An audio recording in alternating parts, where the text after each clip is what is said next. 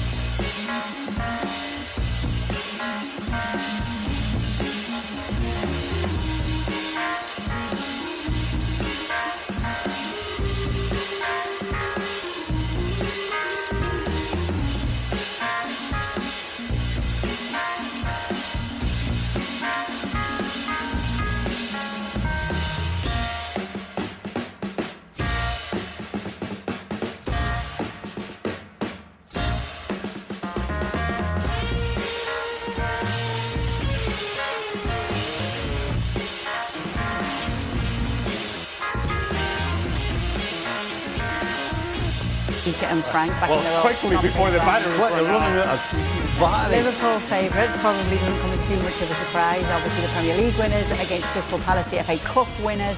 Do we get to go to Craig and Frank for this? What's he been doing all day? It's not run out yet. What are you looking out for in this game, Craig? Hope you can hear me. Chance them up. Never mind that. I got to my hotel. You've been sat in your hotel bed all day. With no TV. No TV. I would have sat in my hotel. I would have sat in my hotel bed if my hotel bed was available. It wasn't available. I sat in the hotel foyer. Was there no sockets in the foyer? I was hoping you're going to ask me. I was hoping you're going to ask me something about what did I think about these games today. I had this whole spiel about my travel escapades today, including the hour in the rental car queue. I was dying to get it all out. And it was so disappointing. Well, you can't what did you ask me? I don't know. The game tomorrow? Yes. What are you looking out for? I didn't have the same problems. Huh? What are you looking out for in tomorrow's game, Craig? Oh, tomorrow, yeah, sorry. Let's get back on track, Frank. The show's going off the rails.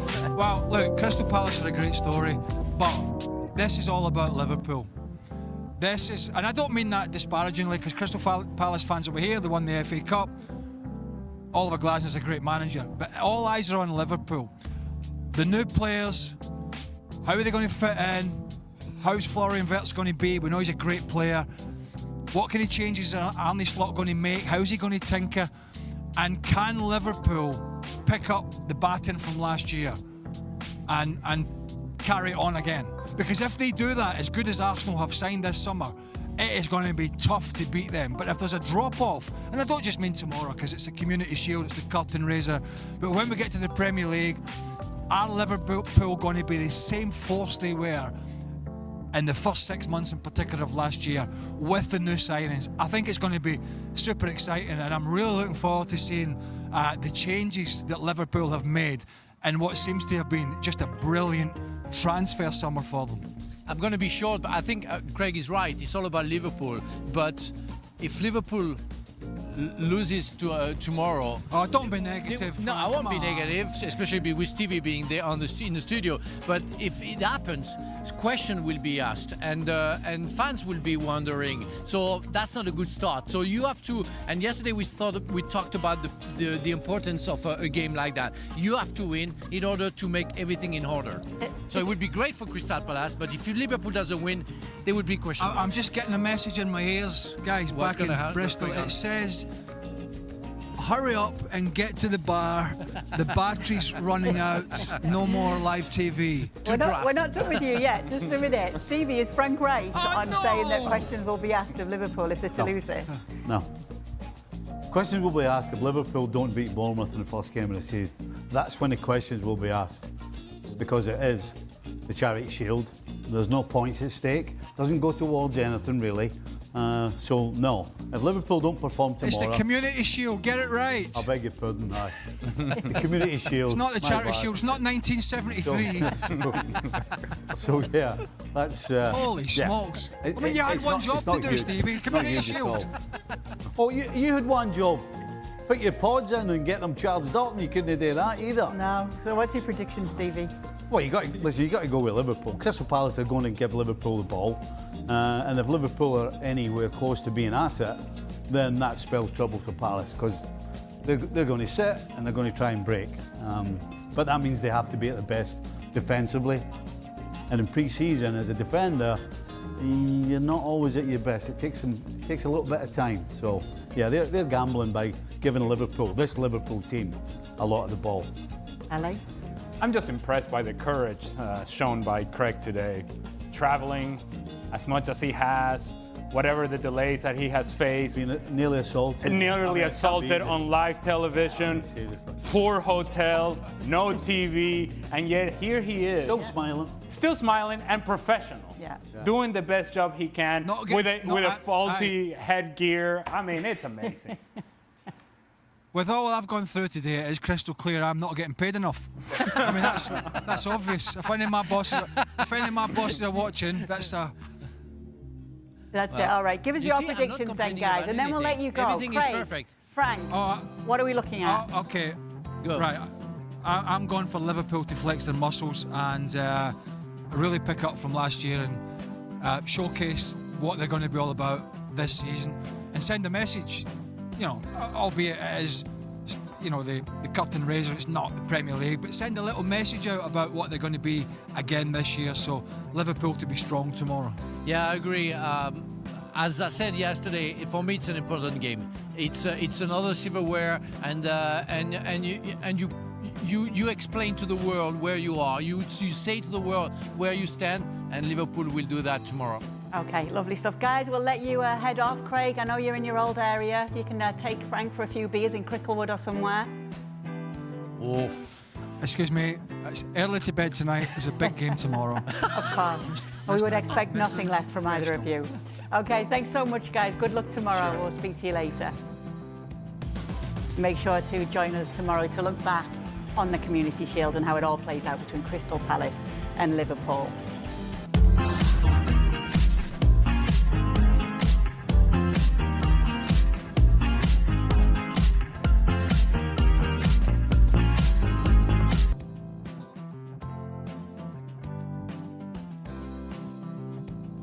Let's talk a little bit about what we've just seen in these pre-seasons. There's a few things to pick out from there. I'm glad our crack security team is really taking care of the boys over there in London. Ali, let me talk to you about Gyökeres. Obviously, Gyökeres getting his first goal for Arsenal, great sign. Yeah, we spoke about it yesterday, the importance of new players or incoming players having an impact early on and giving signs and showing signs of what they can bring to the new team. In this case, what is the expectation of Victor Gyökeres coming into Arsenal? To score goals. And I think what's more encouraging than anything else is not only the header, which by itself was a very good finish, but it's the movement to get ahead of the defender to then find the header. And then beyond that, the goal by Bukayo Saka comes from the hold-up play initially of Victor Gyökeres. So it's positive signs for Gyökeres in what was, I thought, a very encouraging performance from him, and one that if you're an Arsenal fan and you want to get carried on with, I would suppose, an initial performance, and you want to get crazy about something, it was really good from Gyökeres, really good. The strange thing about the goal is that they've got a centre forward, a goal scoring centre forward in the side, but they've actually supplied them with a cross. You know, Arsenal of last year wouldn't have crossed that ball. Zubimendi, obviously he wasn't there last year. That wouldn't have been crossed last year. It would have been held up, knock it back wide again, get it back to the halfway line, let's start again. I mean, that's what we would have seen from Arsenal last year. They wouldn't have scored a goal like that last year. So again, that's a positive. Maybe it's another way that they're going to try and get the ball into the box early for Gyökeres. Yeah, let's go see how our security team is doing outside Wembley there with Craig and Frank. Frank, we were just saying, we hope that you know your teammate's name today, Craig Burley. And are you guys safe? Are you okay? Who are these people around you? Oh my God! I missed something here. Yes, because I forgot. Because I remember that Mario Melchior scored the goal, but I didn't remember his first name, and of course, nor his last name either. Mario, and blah blah blah, and that's all come from that horrible Dan Thomas, but whatever, you know. And I love Mario. As well, and I know, I was saying that because I know, you know, through the megahertz, you know, I thought Mario could hear us, and that's why I say Mario. Yeah, and I'm sorry about that, guys. I know we're doing this live TV, and there's a lot of passion around here, but unfortunately we actually got a very rude and threatening individual who we couldn't get rid of. So that's just what. Luckily, he wasn't threatening me, but he was threatening to knock Frank's head off at one point. Yeah, but I wish he did, you know? And it would have been very funny after. Well, talking about security, where is your security? Yes, exactly. That's what we're worried about. Yeah, That's what we're worried about, Craig. But I'll tell you what Arsenal are not worried about. Victor Gyökeres getting his first goal today. Yeah, well, he's paid to do that.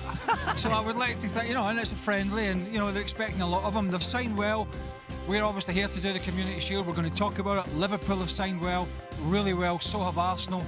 So lots to look forward to. If you're City, Chelsea and the others looking at these two teams in particular, you're thinking, my God, I'm going to have a great season if I'm City and Chelsea. And we've talked a lot about Chelsea, obviously, from the Club World Cup. And can they bring that consistency? Can that bring that quality that we saw in the PSG game? And Man City, we're not quite sure what Guardiola's side is going to turn up.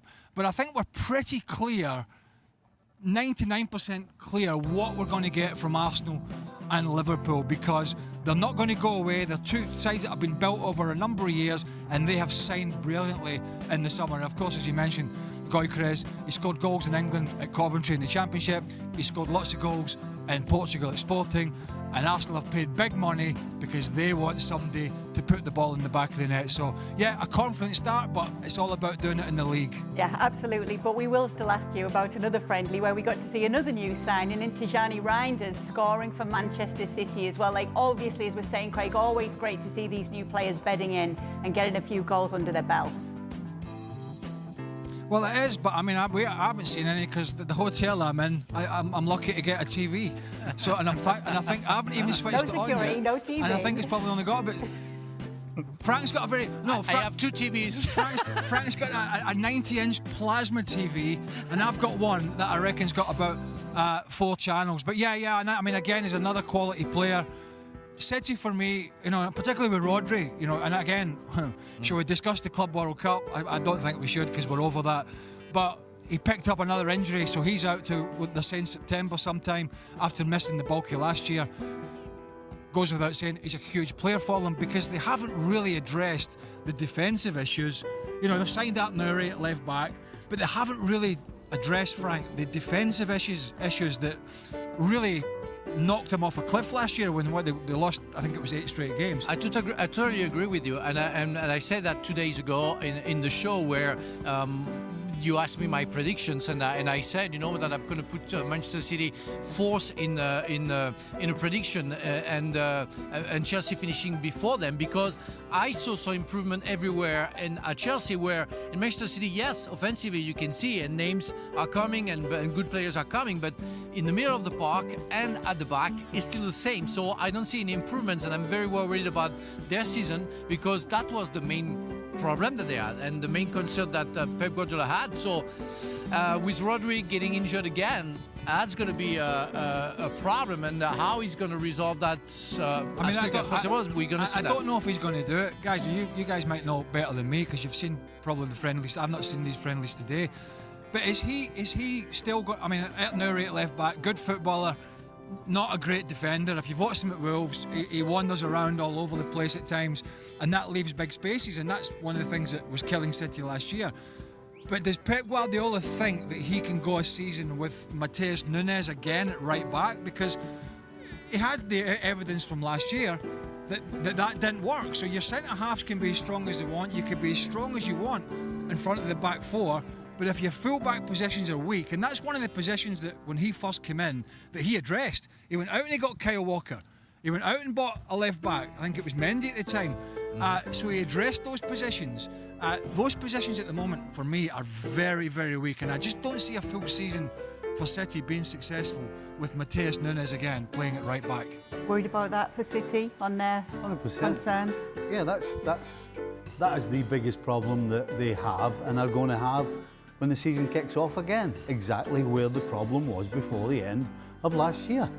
And it doesn't look like there's, you know, he plays the likes of Nunez at right back because he wants that extra man in midfield. He wants a ball-playing footballer in the middle of the park, which is great when you've got the ball. Unfortunately, when you don't have the ball, then you absolutely are gambling because you're playing a guy in a defensive position who really doesn't understand what he's doing.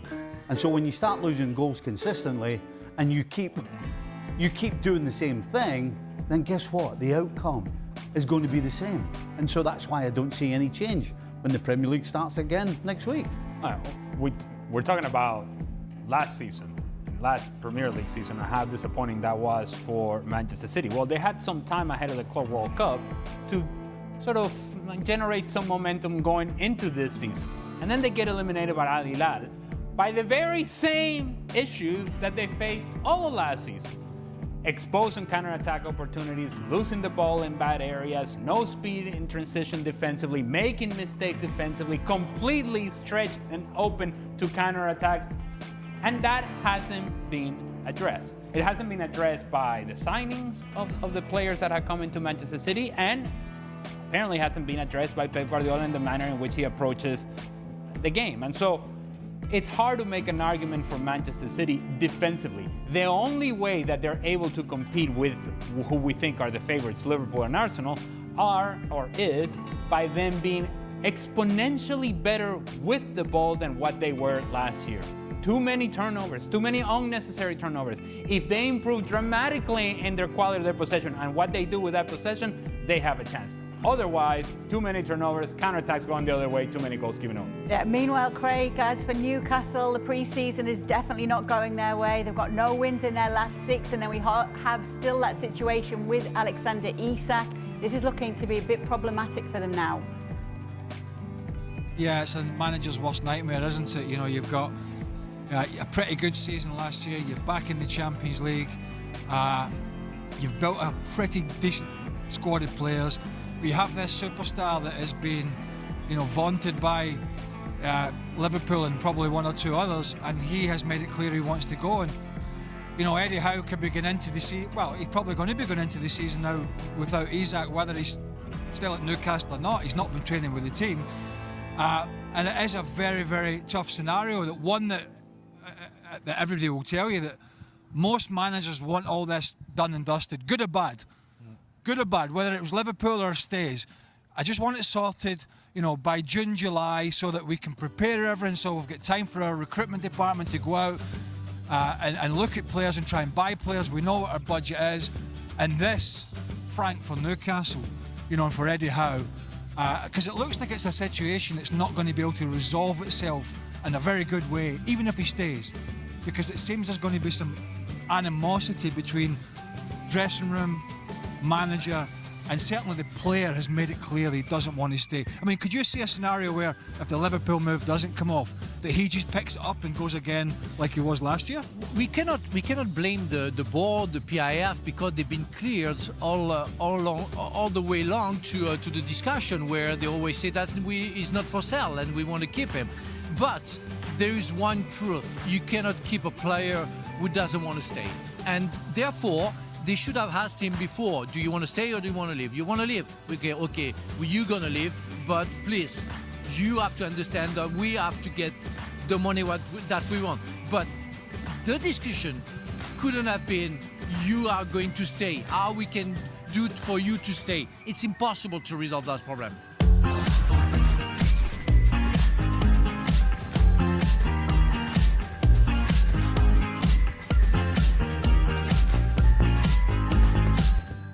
Smiles around then for Chelsea as their momentum continues to build ahead of the start of the new season.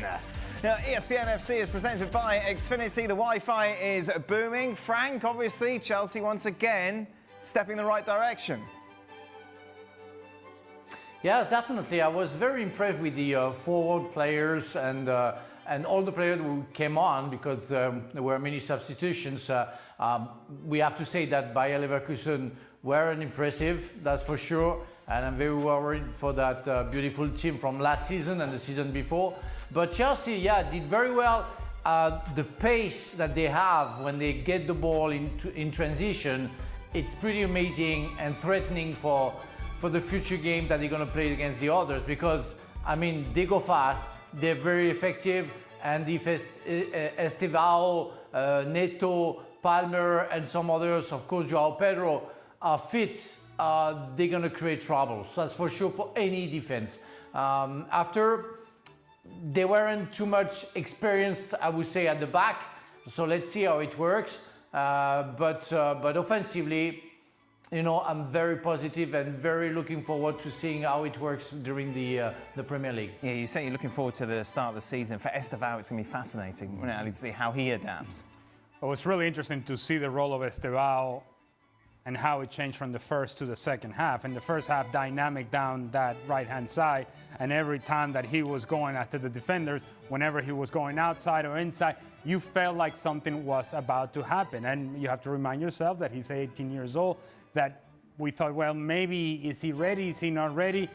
if you base it upon the performance of the first 45 minutes, this is a player that you can certainly use. Right. Now, Neto comes in the second half, and he goes on that right-hand side, and now we saw Estevao playing more of a central position and still getting himself in positions where he could be dangerous on the half-turn, going after defenders, getting himself in positions where he could be dangerous inside the 18-yard box, taking the role of Cole Palmer. So you're seeing a flexibility to Estevao that I don't think most people were familiar with, given the fact that you think, well, he's just a winger, he's going to get after defenders, he's going to get after Grimaldo as he did today, and that's the limitation of his game, and that's it. Well, we saw in the second half that there is flexibility, that he can find the inside positions and he can find spaces in between lines and be dangerous and influential as well.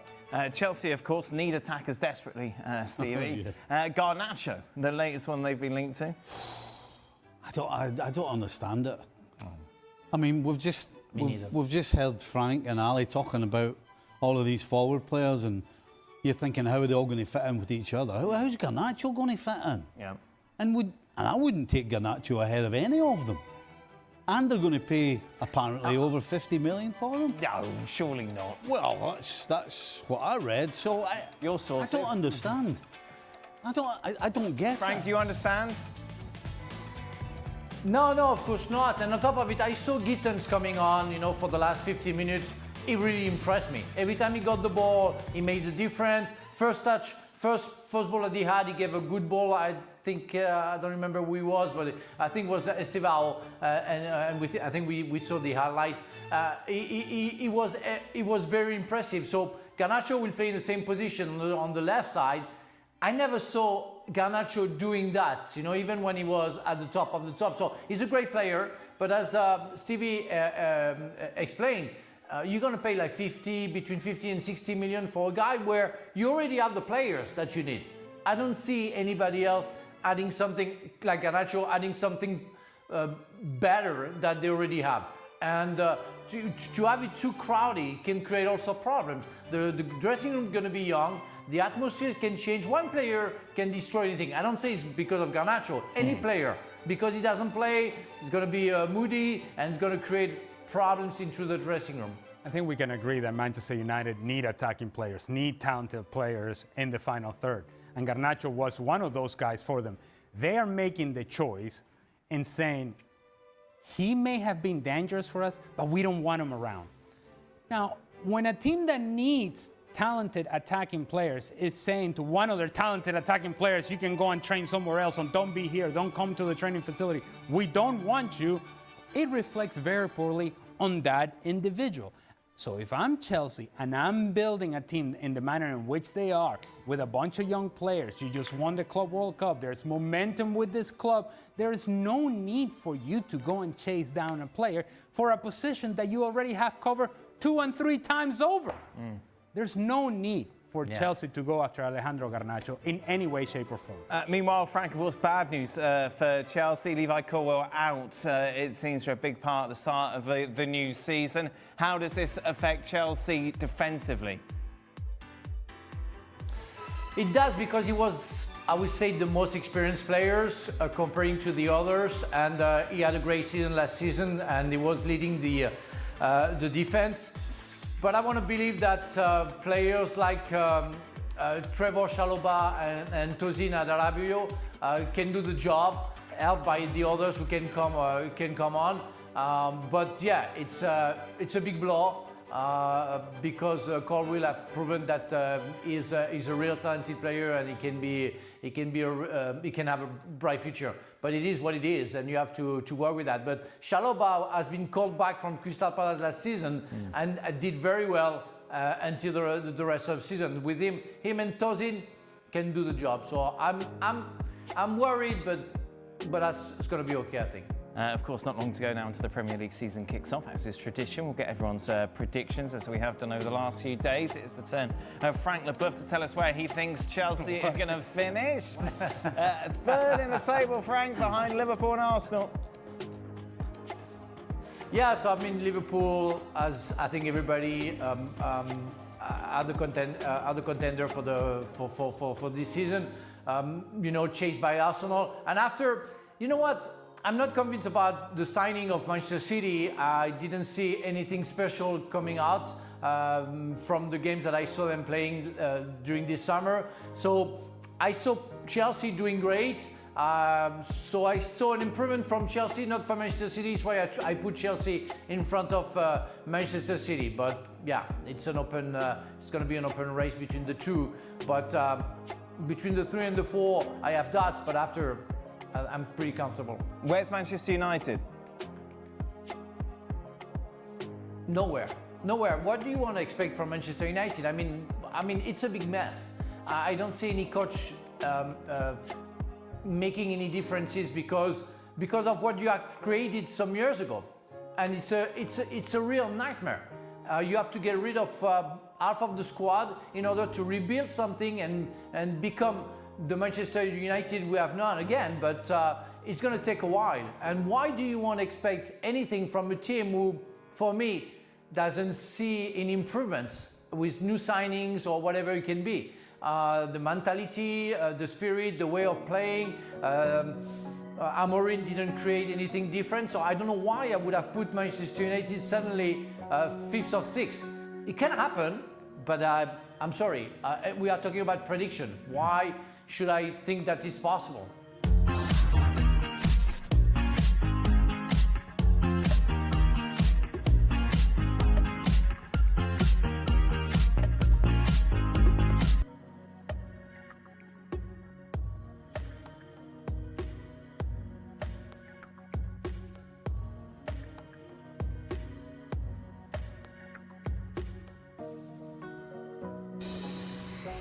Welcome into the latest edition of ESPN FC. I'm Dan Thomas, joined by Ali Moreno and Stevie Nicol. Sunday sees the Community Shield. Crystal Palace take on Liverpool. Of course, this is the traditional curtain raiser for the start of the Premier League, as you have the league winners taking on the victors of the FA Cup. No surprise when you take a look at how the bookies have this game set. Liverpool 7-2 on Crystal Palace, where you can more than double your money. Outsiders coming in to this final at Wembley. For more on this, I'll come in, shall we? Frank Leboeuf, who 25 years ago was representing Chelsea in the Charity Shield, taking on Manchester United in that game. Frank, what were your memories of it? How seriously did you take it? How did you use it? I took it very seriously. I played 2 Charity Shield, twice against Manchester United. The first one in '98, we lost it on penalties, and we won the second one in 2000. I think it was 2-0 against Manchester United, but it's always a big game. I mean, when you go to Wembley, the crowd is full. I mean, the stands are full. All the Chelsea fans were expecting a win, so you want to play it seriously, and you really want to beat the team that you play against, especially at the time against Manchester United. So that was a serious game. I wanted to get a silverware. I wanted to start well the season, and I wanted to be successful. And it's another line in a resume. So I'm expecting Sunday to see 2 teams who really want to win it, because I guess, yeah, it can be taken as a friendly game, but I don't think the same way. It's like when you play with a national team and you play a friendly game. It's never a friendly game. If you play for your country or you play a big game for your club, it's always a serious one for me. How very different that answer is the one that Stevie Nicol gave to me ahead of today's show, which was? Well, it's a strange game. The Charity Shield's a strange game because, yes, as a player, it's at Wembley, and yes, you want to do well, but the problem is the coaching staff, the build-up to it is all about the following week. It's all about don't do anything stupid. Right. If anybody feels anything, you tell us, we get off. You know, the whole build-up is not about winning. It's not like a cup final. But obviously, when the game starts, you try and win the game. But it's not really the be-all and end-all. It's not. Having said that, though, what will it take for us to be sat here on Monday and you being concerned about Liverpool? The only thing I'm looking for in this is the new signings doing well. Right. I think genuinely that's what most, in my opinion, genuinely that's what most people will be doing, because, you know, McAllister and Gravenberg or Salah or anybody else, you know exactly what they're all about, and we expect to see what they're all about come the Premier League season. But for the Virtues of the world, You know, the players that have just come in, that have just signed, the Fringpongs, you know, whoever it is, everybody, and certainly my eyes will be on them and see how they do. And hopefully they do well, because that's the only thing that I'm interested in. So as a more experienced, if you're a Van Dijk or a Salah speaking to these players, what's your message to them? Go and enjoy yourself and do what you do. Right. Just do what you do. You don't have to go and try and show everybody you're a world beater. You do what you've been doing, and the reason, again, it's the old speech. The reason you're here, son, is because of what you've been doing. So all I'm asking you to do, with a couple of little wrinkles, is do what you do. And if you do that, we're not going to have a problem. And then off you go. Will Crystal Palace be taking this more seriously? I would expect so. I would expect so. They got a taste of the big time, and so Crystal Palace will think this is big time. Because Liverpool have been there so many times before, because these players have been at Wembley and all the big occasions so many times before, it'll be different for them. But for Crystal Palace, absolutely this would be big. And I expect Crystal Palace actually to come out and try and do exactly what they did, not only in the semi-final of the FA Cup, but in the final as well. They'll do exactly the same, and they will try and stay strong and catch Liverpool in the break. And this gives us a better idea. It's one thing to watch them in pre-season, it's another thing to watch them when there is some silverware. Whatever the importance of the silverware is, it is important to the fans, and to some degree it's important to the players. Once you start playing, once you get out on the field, you're playing for something. It's a different feel in the blood, in the system, in the heart, in the soul. It's like, okay, things are starting to get serious. And why is it important for the new pieces to fit well? And why is it important for them to have positive memories and positive moments? Go back to, say, for example, I'll throw a random name at you. Alvaro Morata with Chelsea. In the Community Shield, he missed a penalty. Now, some may say, it doesn't matter. And yet there are players that will hang on to these things, because this is the first important sort of sight that we saw of Alvaro Morata. When he first came to Chelsea, his first memory of playing at Chelsea in a game that mattered was missing a penalty. So you want them to play well, the new pieces, because you want them to build momentum going into the season, not carrying negative energy, not carrying negative feelings. And while we don't think that the Community Shield is the most important thing in the world, it is if you don't play well. Because now you're going into the season not playing well, not feeling good about yourself, and with the expectations of, hold on a second, you came into a championship team, a team that already won the title. Are you going to add value to this team, or are you going to take value from this team? Yeah, but they've got a parachute though, Ali. And what is that? The parachute is if they don't perform well, the manager is going to be, don't you worry about that. That doesn't count. The only thing that counts is the first day of the season. Right. The only thing that counts is when you step on the field at Anfield against Bournemouth. That's what counts. Frank said for him it was as the World Cup final. Well, but that's fine if that's how Frank took it. I'm just telling you my experience of when I was playing, how we took it, and how the coaching staff took it.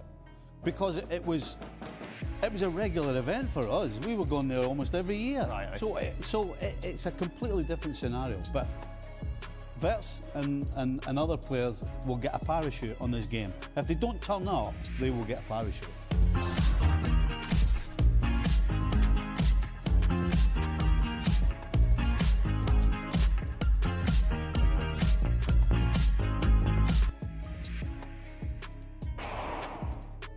Some very significant breaking news this Saturday evening, and that is that Liverpool have confirmed that they have sold Darwin Nunez to Al-Hilal.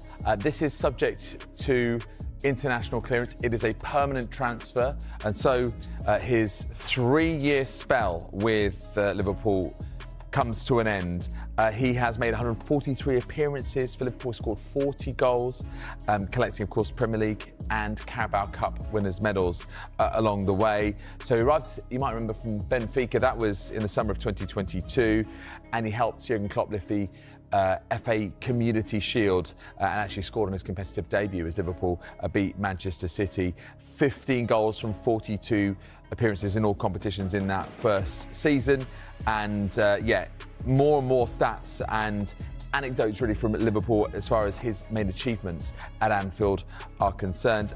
Everyone at the club would like to thank Darwin for his contributions and wish him and his family all the best for the future. Of course, all of the focus really at Liverpool has been on those players coming in, the likes of Florian Wirtz, Ugochukwu, even Milos Kirkez, Jeremy Frimpong, but now starting to recoup some of the value from players that they are selling, and it is, as we might have expected anyway, Darwin Nunez who is making way. He has completed a permanent transfer to Al-Hilal and it is subject to international clearance. But Liverpool, as you can see, just shaking up that front line as they get ready for their season open. Of course, it's the Friday night football at home to Bournemouth.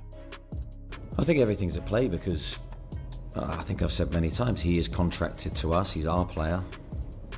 The club basically make the decision on his future. I don't know what that will be. Of course, I have a preferred outcome. I want the best and strongest squad possible, but also I want players that really want to play for this football club. Thank you. Marc, there's been quite a lot of talk about players not wanting to come to Newcastle and all this this summer. I think some supporters have been kind of felt a bit beaten down by some of that. As the manager, as somebody who's seen players who do want to come and the quality of players who do want to come, can you kind of offer a positive message about how good this club is and how top class players do want to come? I think you just look at the squad we have currently. You reel the names off of talented players, unbelievable players, and I love working with them. So I think that in a sense, those players that have come here and trusted me and trusted the coaching team and trusted the club, their careers have benefited from that. I don't think there's many players that have come here and haven't benefited from the experience that Newcastle can give you, and playing in front of these supporters, that's an absolute privilege and an honour. That's never lost on me, playing in this stadium. It's a special place to be. So look, some players have a different choice. Finances play a huge part in that. I've said many times, sat in this seat, we're not the highest payers in the league. We're far from it. And that is sometimes reflected in the choices players make. I don't think it's a reflection on the city, on what we're doing here, what we're trying to create, or the football club. We're controlled still by PSR. That is still limiting what we can do, and that's the reality. As you can see, Sue Smith has now joined me in the studio. Sue, great to see you, great to have the new season back, great to have you back. We're going to start with this man here, Sesko, signing for Manchester United. They've been after a big striker all summer. What do you make of what you know about Sesko? I think it's a good signing, and you can clearly see why a lot of clubs were after him. He's still young, he's obviously got a lot of potential and a lot of sort of, growth within that ability that we've already seen. He's certainly got the physicality that you think could certainly perform in the Premier League. He's a real presence. You feel that, if they want to play the ball into him, he can certainly hold the ball up and link play. He's also got pace to get in behind.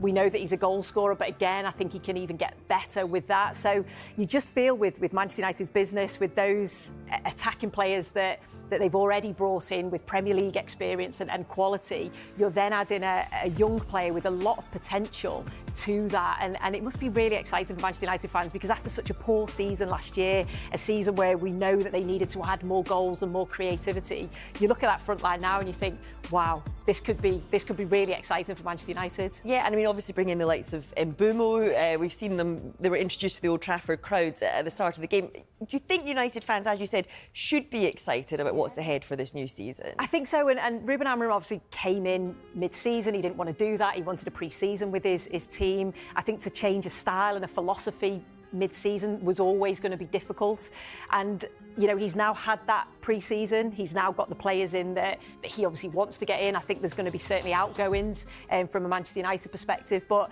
yeah, if I was a Manchester United fan, I'd certainly be looking forward to watching these players play, because yes, you've got somebody that may take a little bit of time to adapt to the Premier League in Sesko, but you've got, like you say, Mbeumo, Cunha, players that are Premier League ready. They know how to perform. We know that they've got absolute star quality, whether that's goals, whether that's assists. So yeah, I'd certainly be excited, I think. Yeah. What about the situation with Alexander Isak? Because Newcastle missing out on Sesko, they're now seeming to say that Alexander Isak is going to be kept at the club, that they won't sell him. What do you make of the situation overall here, from both the club's perspective and the players' perspective? It's really difficult, isn't it? I feel so sorry for Newcastle because it was such a feel-good season last year, winning the trophy, and I just felt if they keep all of their key players and then they add to those key players. But the fact now they've been in, I know they've brought in Alanga, but they've been in for other players and it's not quite worked out. They've then obviously, the Isak situation, obviously wanted to keep him because ideally I think Eddie Howe would want him and another striker. So if he does go, you're then looking for two strikers and, it's a lot of uncertainty. And I think what Eddie Howe's been brilliant at is having a real sort of cohesive squad, a real squad that's together. So I think, if that's causing any sort of, I'm not saying a rift within the camp, but just a bit of uncertainty within the camp. That's not what he would want. So I think from a club's perspective, they probably just want clarity. If he's going to go, then he needs to go and they need to bring in two strikers pretty quickly because they're relying on one young forward. I know the likes of Anthony Gordon could potentially play there, but ideally that's what he would want to do. So making that business and making it happen pretty quickly is going to be quite tough. And then from a player's perspective, again, you just want it done, don't you? You just want to know where you're going to be next season. So yeah, it's going to be interesting. It's been a real saga, hasn't it, over this transfer window, and I feel like it's just going to continue. I was going to say, you get the feeling the saga's not finished yet at all. No. Obviously, there's reports saying that Newcastle are saying he won't be sold. Yeah. If he's not sold, how hard is it to reintegrate a player when he's kind of knowingly unhappy with the situation? I think, from a player's perspective, if I was in that dressing room and, and Isak came back, I think I'd just be happy that he was there because I'd think, well, he's a top quality striker. We've saw what he's done in the Premier League. He can win games for us. So I think, it maybe initially a little bit awkward, but I think you'd sort of, you'd welcome him in the end. But I think from a fan's perspective, you see a player wanting to leave, it's probably quite difficult at first to accept him then coming back in. But again, if he starts scoring the goals and assisting, then it's quickly forgotten. Of course it is. But yeah, at the moment it's just a bit of an awkward situation. You want a player that wants to be there and wants to play for the football club. So I think that's what Eddie Howe will be thinking. We want him to be here. We want him to be performing at the levels that he was last year. And we're talking lots of ifs here. You mentioned before that if he did end up going, they might need a couple of players that they might need to bring in. Where do you think Newcastle could look though for those players? Well, that's the thing, isn't it? I know he's obviously Newcastle have been linked with Wissa, but again, Brentford are probably looking at that thinking we've lost a lot of key players. We've lost goals in Mbeumo, Norgard, our captain, our leader. Do you really, manager? So then do you really want to go and lose another key performer? So they'll be trying to get as much money for him as they possibly can. And we know that Brentford are very good at recruiting and bringing in other players to replace them, but they are big players to try and replace. But he would be great. He would fit straight in, like say Premier League ready. And then I know there's a couple of other options that they've been looking at, but ideally Eddie Howe at the start of the season would have wanted Isak and another, and then obviously the younger Sula as a player that can come in and show his potential as and when, but you don't want to rely too heavy on a young player with a lot of potential. And sometimes when we talk about transfer windows, we look at kind of whether they're successful in terms of the players that they've brought in, but actually will Newcastle see this as a success if they keep hold of Isak? Probably, yeah. And it was interesting because I was listening to Eddie Howe talking and he was saying you obviously look at a transfer window at the end of the window and you say, well, we'll give that team a 10 because they brought in all of these players. We'll give them a 1 because they haven't brought anyone in. But sometimes it is. We know that Eddie Howe's very good at working with what he's got and developing players and improving them. So he'll certainly be, whatever happens, whether Isak goes or doesn't, he'll work with the team that he's got and he'll get the best out of that team. But of course, if they could keep hold of, obviously Bruno Guimaraes, you want to keep hold of him, Joe Linton, Anthony Gordon. Isak is a key player that we all know is linked, to a lot of clubs. And yeah, if they could keep hold of him, we probably would say that was a success. If they could then bring in Wissa as well. So we'll only know, won't we, when the end of the transfer window comes in, if it's going to be a success or not. And where does this situation leave Liverpool? Because it's a player that Liverpool obviously wants. Yeah. Where does it leave them if they don't get him? Well, Liverpool have done brilliant business, haven't they? I think when you look at the players that they've brought in, quality. And the only side where I've maybe heard a couple of people say, well, how long is it going to take for them to gel? But Arne Slot's used to gelling players. He's used to doing that in, you know, previous clubs that he's been at. So to have that sort of turnover and have the players coming in, I think it'll be absolutely fine. But of course, you know, if you then add Isak to that attacking lineup, Liverpool's certainly the team to beat. And I think the other area that Liverpool fans are maybe looking at is, do we need another centre-back? So that would maybe be something that they could be looking at. But to add Isak to what they've already got, the rest of the teams need to look out, don't they? Yeah, no, absolutely. Sue, we'll get you to put your Everton hat on just for a moment, because we were chatting to Peter Stevenson outside the new stadium just a little bit earlier. New stadium, full capacity it looks like today for that pre-season game against Roma. Does this feel like a big moment for the club, finally getting to open up the stadium to the fans? It does, yeah. It's been something that, you know, I've sort of, you know, been to the new stadium, said my goodbyes to Goodison Park. Obviously, it's still going to stay there with the women playing there. But yeah, it does. It feels like a new sort of fresh start for Everton, if you like. You know, they've had a lot of years where we've been struggling and we've been fighting relegation and thinking what's going to happen, are they going to go down, playing in a new stadium in the Championship. They've managed to stay in the league under David Moyes. I was a little bit concerned when David Moyes said we needed 10 players, but the fact that they're starting to bring in now, they're starting to bring in players and bringing in that business linked with a lot of other players as well, which, you know, will be very exciting for Everton fans if they could get those over the line. So yeah, still more to be done, because it was a difficult situation where a lot of players were out of contract. We had some loan players that went out. So yeah, it was a big turnover, but David Moyes has got so much experience that he'd be able to handle that, I'm sure. But yeah, the new stadium, I think, really exciting for a lot of fans. What about this whole Milan project then, Grell? Because obviously the last two transfer windows, we've talked about how new look this team looks. Yet again, they're in the same position heading into this new season. Luka Modric is obviously a big signing, even though he's in the twilight of his career, being 39. Are they in a good moment right now, or is it too early to tell? I think they're in a good moment. I think they made some really good business, some good signings. Obviously, they lost some massive pieces in Reinders as well, but they have the pieces to compete. One more defender maybe would be helpful. With Allegri, you know what you're going to get. And it might not be the prettiest, it might not be the most beautiful, but it's going to be pragmatic, it's going to be organized, and they're going to get results. And I would bring it to the bank that they'd be in the top 4 this season. Scudetto contender, are you standing by that, or was that a hot take from you? It looks like at the moment, on paper is not saying much, but on paper we haven't seen this season. Napoli the favorites from who they've signed and what they're building on with Antonio Conte. But when you go to the next best manager in terms of, you know what you're going to get, it's Allegri. And so I think it's going to be an interesting season, but it's going to be a season where Milan are going to be a tough team to play against. Mm-hmm. What about Christian Pulisic, very quickly, because it's been a bit of a strange summer for him personally, hasn't it, with everything that's kind of happened with the US men's national team. It's a huge season ahead of the World Cup that's to come. Where is he right now, Tony, at this point? Yeah, he looked okay in the Liverpool match, right? He didn't play, obviously, with the US men's national team, said he needed a little bit of a rest. Some people liked it, some people didn't like it. Nonetheless, he should be ready for the season, right? He should be fully fit. He should be at peak. What are we, 2 weeks away from the opener?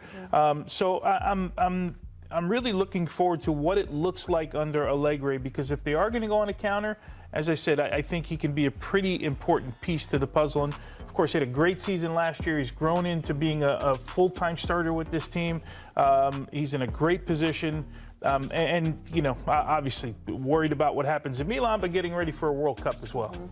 If you were him, Nigel, would you feel an extra sense of pressure having missed that big tournament for the US this past summer and having the World Cup on the horizon? Yeah, you would. You have to. There's no denying that. Yeah, and it's been a big talk over here in your country you're from, in America, with people disagreeing with how this whole situation was handled. You wanted time for yourself. Now you've got that time. Now you've got to go. It's a big, big season for you. You set such high standards last year, and the world of football will always judge you by those standards. Now you've made yourself become Mr. AC Milan. You've got to reach those standards again this season, going into a World Cup, and hopefully he stays fit and healthy all the way through. And I think it's the realization of it. If you want to be a top player, this is what comes with it. You set these standards, this is what's going to be judged by. And if you don't make these standards, you're going to get criticism. This is what comes with football. This is the reality of the industry that we're in, the dream that we've chased. So it's a really big season for him and a lot of pressure on him. The one worry with Allegri is that he plays with wing-backs, right? So he plays 5-3-2. And Pulisic's not one of the three midfielders, right? Because he normally has a playmaker in there, would probably be Modric or someone else, and then two number 8s like Musa or someone that can cover the ground, right? A couple new signings in that area as well. And then he's going to play with two strikers. And you imagine it's number 9, Jimenez or someone else, and Leao. You wonder now, okay, where does, obviously the leading goal scorer, they're probably their best player in the last 2 years, where does he fit into that formation? And it happened with Federico Chiesa at Juventus when Allegri was at Juventus. They couldn't find the spot. Then they actually put Chiesa in a wing-back position where it was clear that he was so deep, far from the goal, and not being able to be effective. So that's definitely something to look out for moving into the next season. Where will he slot in? Where could you see him playing in this system then? Because that is a good point, and that's worrying because Chiesa just couldn't get back into the team once he was kind of on the outs with Allegri. Very similar characteristics, I think. Obviously totally different players, but similar characteristics in that they're attacking players, good on the ball, good on the dribble, quick, right? Good in transition. And Chiesa didn't work out in the wing-back position, and he didn't really work out as a striker in more central positions. Maybe Pulisic can play in the central positions, but then that would look like an up-top 2 of Leao and Pulisic. I mean, maybe that would be nuts to think about, but it's a possibility. Against Liverpool, he played with 2 strikers and 2 guys underneath, almost in a box. Pulisic was one of those guys. I can see him playing as a second striker if he gives him the mobility to run underneath Leao, but that would mean Leao has to do something he's not necessarily comfortable with, and that's playing more as a point striker. He played, again, I go back to the Liverpool match.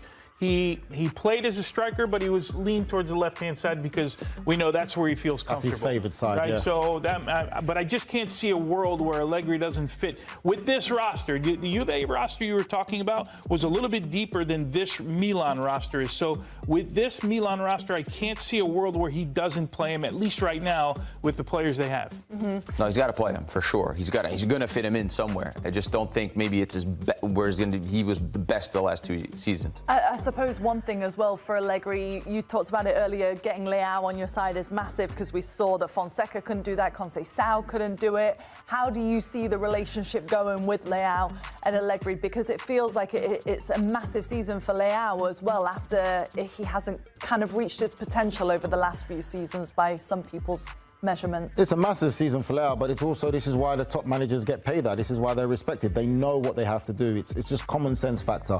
This is one of your best players. When he's on his day, it's hard to deny that Rafael Leao is potentially one of the best players in world football. When he's focused and wants to make it happen, he can make it happen. You can't deny the talent. But you've got to get him to do it in a more consistent level. And it's not just about the managers as well. These players realise it's a big season for all of them. It's a World Cup year. All of these players want to be playing in the World Cup. And if you're not performing or playing for your teams, you're not going to go to the World Cup, regardless of how talented you are. And he represents Portugal. Portugal have a lot of talent coming through. You talk about the younger players coming through as well. Yes, he's one of the key players, but you still want to be that guy that's playing for your national team when the World Cup comes around. So there's pressure on the players as well as there is the managers. And Leao is one of those top players. I think this can be a really big season for him. Can you imagine being Allegri, right? You're not going to tell him how to trap a ball, how to go 1v1. I mean, positionally, maybe you can help him a little bit. But it's basically like you're a psychiatrist, right? You're trying to get. It's true. Like, it's how good can you connect with this guy who's a lot younger than you, who's obviously this unbelievable talent that can't seem to access it all the time. How well can he do that? I think Allegri's one of the best. If you've seen the clips of him with Pogba, with Vlahovic at times, at Juventus when he was there, I think, although his style of football is not the prettiest, I think nobody will say that it is, he had a really good relationship with the players. I think you can see that also when he left at Juventus, he left with a good relationship with the players who stood up for him, who fought for him. So if there's anyone who can unlock Leao and get him more consistent, it's probably going to be Allegri. You have to be a horse whisperer, right, Tony, right? So you've got to go to him and say to him, you could be the best player in the world. Just do this. Just do this. Don't worry about the team. You just do this for me. Do this. You're going to be the best player in the world. Everyone's going to talk about you. You're going to be one of the world's great. That is what his relationship has to be with Leao. Continually just making him feel on top of the world to say, you have the talent. Just go out there and do it. Do it for me. Be the best player in the world. And that's what Pioli did with Leao, right? And got the best out of him. And I think we sort of minimize the role of the manager sometimes. We think about X's and O's and we say, oh, he plays in this formation and they don't attack. But sometimes it's massaging the ego a little bit, right? And it's, like you said, the psychological part of the game where you just have to manage players, right? And the great ones do that all the time. And, coming into this, Allegri probably said, Poppy, My number one mission is to get Rafa Leao on the right page with us, same page with us, and get on the right side with him where he wants to play for the team and he wants to play for me. So, yeah, it's a really important move. So far, so good, though. Do you think, though, in the back of Leao's mind, he's thinking we've had a lot of managers turnover, and maybe if this one doesn't work out, that the looks are going to be elsewhere, or is he too much of a star player? Well, think about what Milan did, right? They took a chance on 2 different managers. They took a chance on different systems. They took a big chance on Ibrahimovic, who seems to be all over the place in that position. We don't even know what the position is. Now they went for Allegri. Now there could be no more question marks because he's a proven manager in this league. He's a proven system. And so now if Leao doesn't succeed, if the system doesn't work, it's going to be to start looking at players and start looking at other places because Allegri's been proven in Serie A.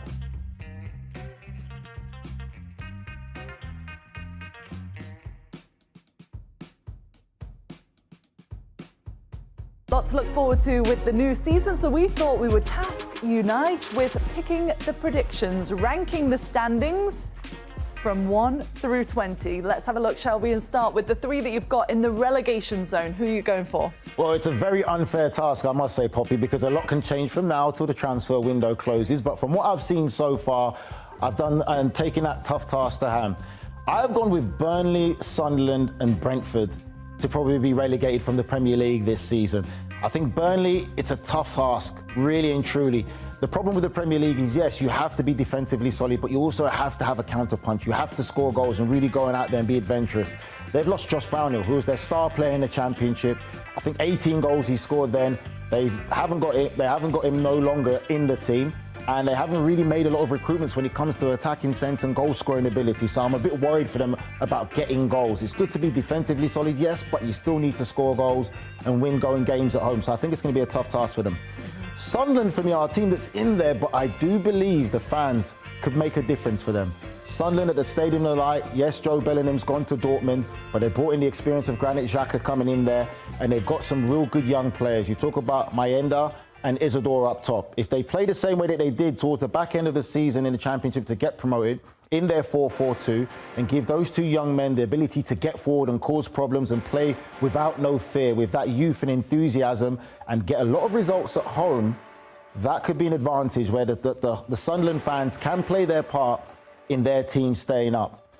Brentford, a lot of changes there. Thomas Frank has left after 7 years at the club, gone now to Tottenham.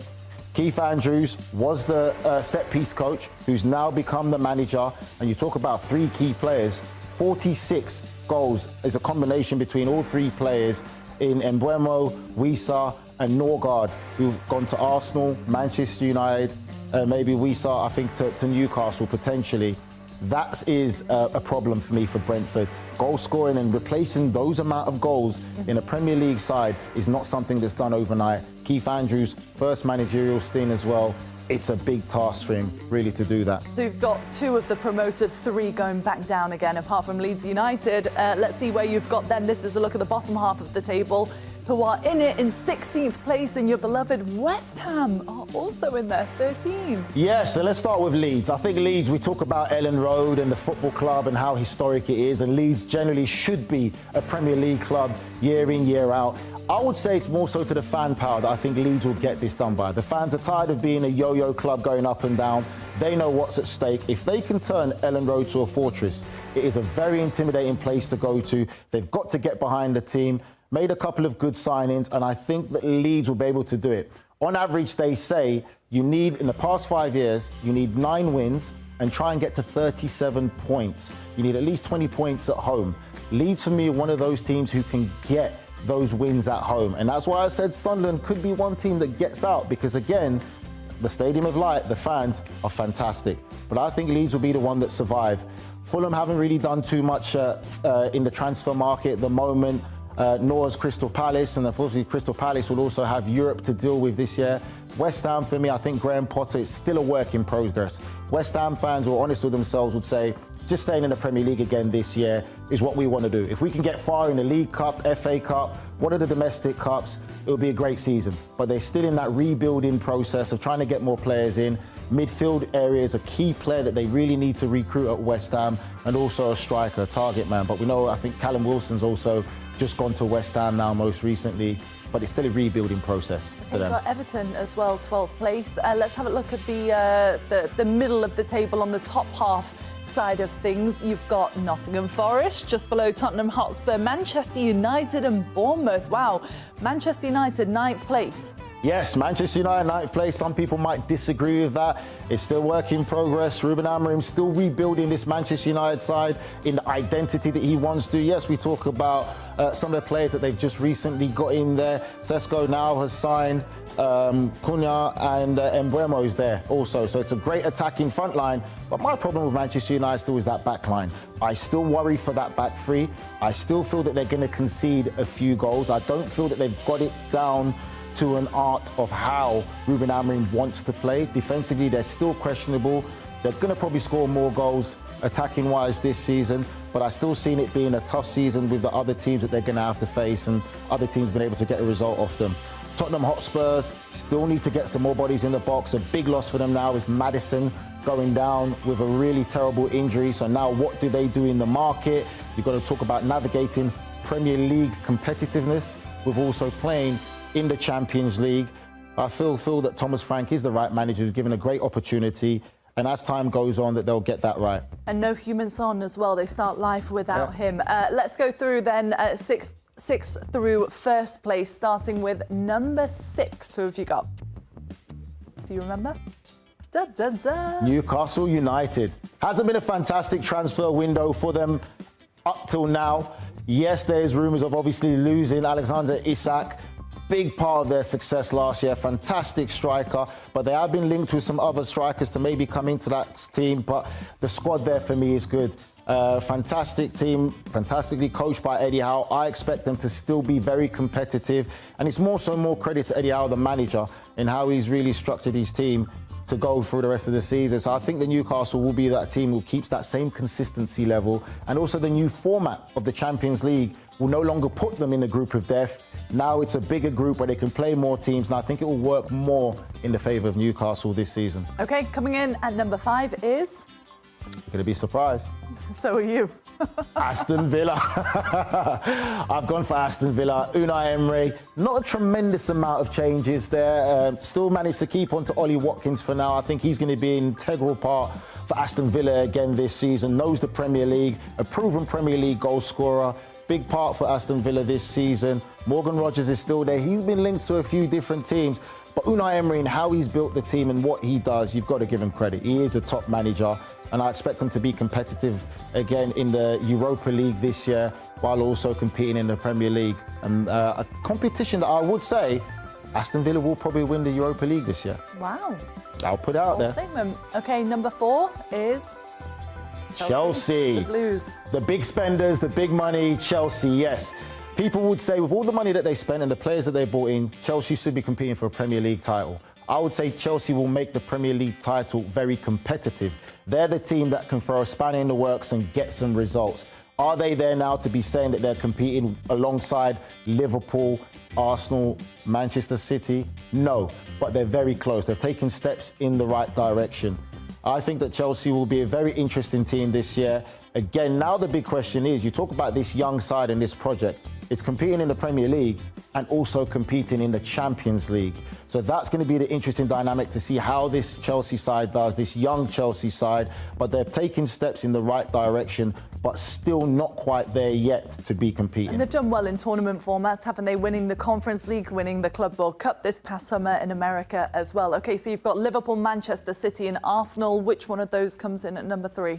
Manchester City, Poppy. I think for me, Manchester City, this is probably the toughest time in Pep Guardiola's career as a manager. He's really rebuilding right now. I still don't feel that they're quite there. My real problem with Manchester City is defensively. I still worry for them. Yes, we know the players that they have, Ake, Stones, and some really top-class players, but they're not playing at the same level as they were in the dominance that you've got to give credit for when it's due, when Manchester City were the top-notch. I still feel that they're vulnerable at times. They overcompensate in going forward and leave themselves susceptible to the counter-attack. And there are many teams in this area right now who have great players that can counter-attack against you when you play that risky football.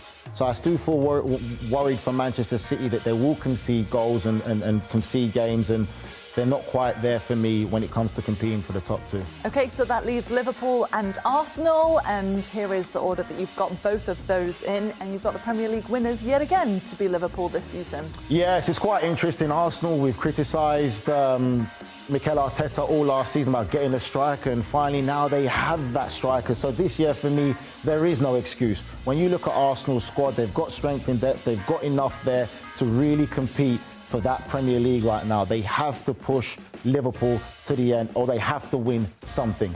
It's been a project for so many years. They've been taking steps forward, but now you need to take a step in through that door and win something.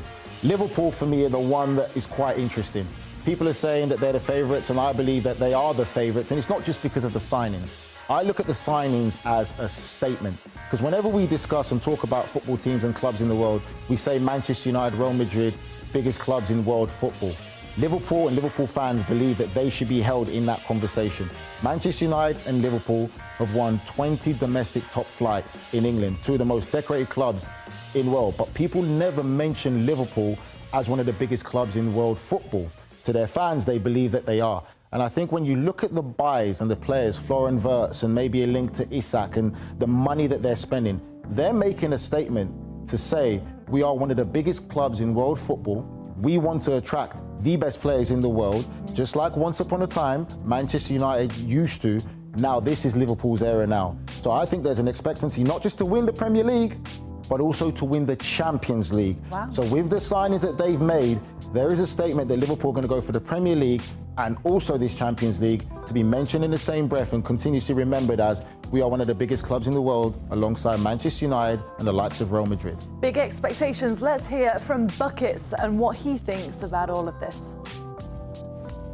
My favorite future for the Premier League is a bit of a weird one here. Liverpool is currently sitting at plus 175 to win the league, and that's just not enough value for me, especially when you're putting money aside for 9 months. So I am taking Liverpool to win the league, and I'm also taking Arsenal to finish second in the league. Put those together, it's plus 500. Liverpool just made too much noise in the transfer period, picking up Hugo Ekitike and Florian Wirtz. Meanwhile, Arsenal finally have that decisive number 9 here. I think these two teams are going to run away with the Prem, but Liverpool should be able to finish top. So he's going to parlay your top two then, Nige. Yeah. You like the money? I like it. That was pretty good odds, actually. It was very good odds. I like it, but I wouldn't say that Liverpool and Arsenal are going to run away with it. That's one thing. I think it's going to be a very competitive Premier League season, but I would still put Liverpool as the favourites and Arsenal just underneath them. But I don't think it's going to be a runaway or breakaway again. Okay, well, we've got much more to come for you. Opening weekend in the Premier League, not too far away now. It all gets started August 16th.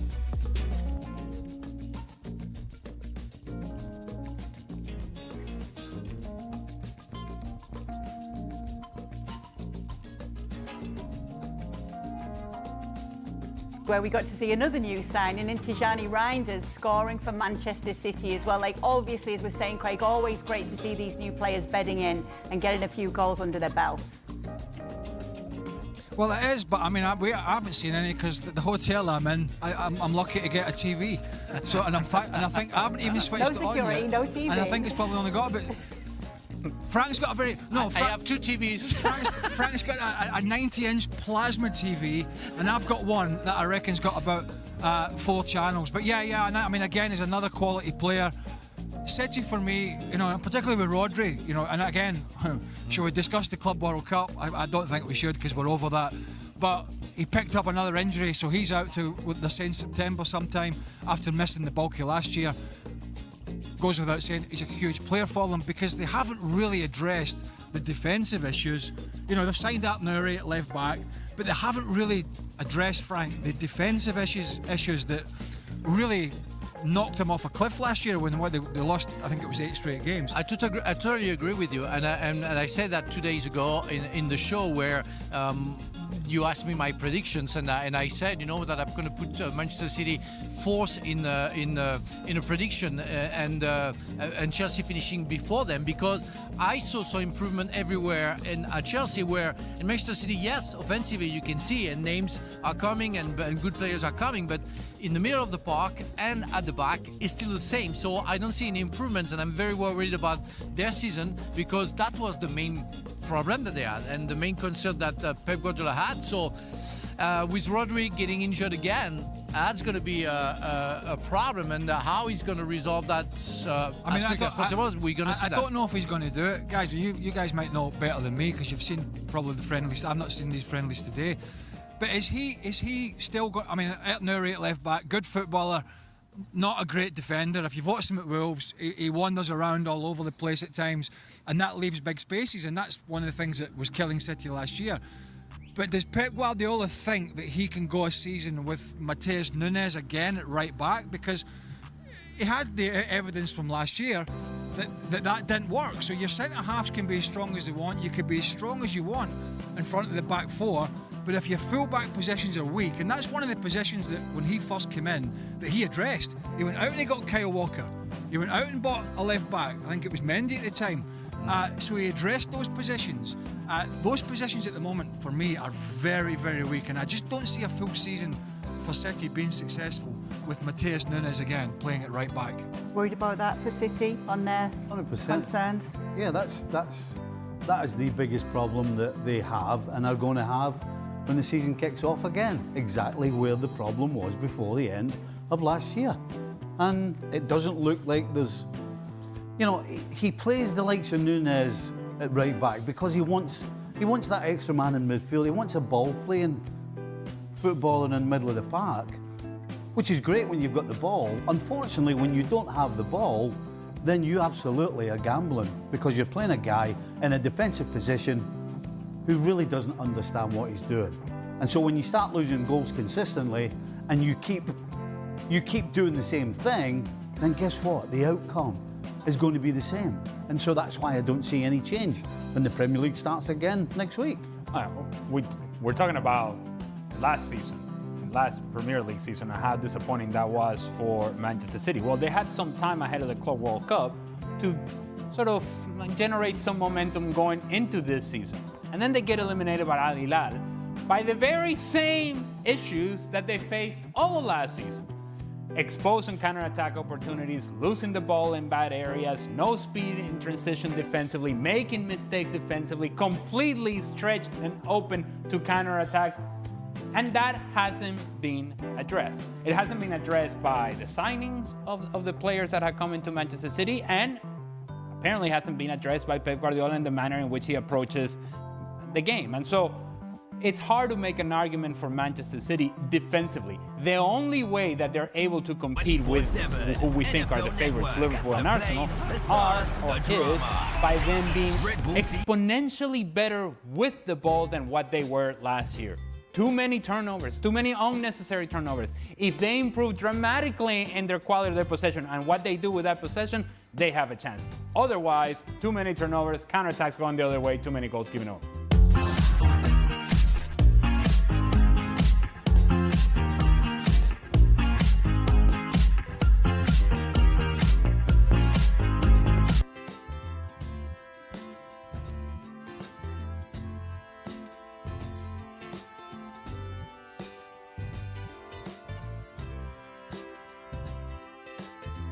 Let me talk to you about Gyökeres. Obviously, Gyökeres getting his first goal for Arsenal, great sign.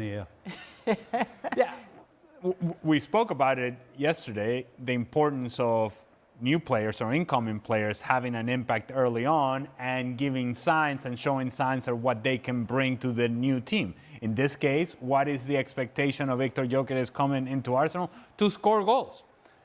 And I think what's more encouraging than anything else is not only the header, which by itself was a very good finish, but it's the movement to get ahead of the defender to then find the header.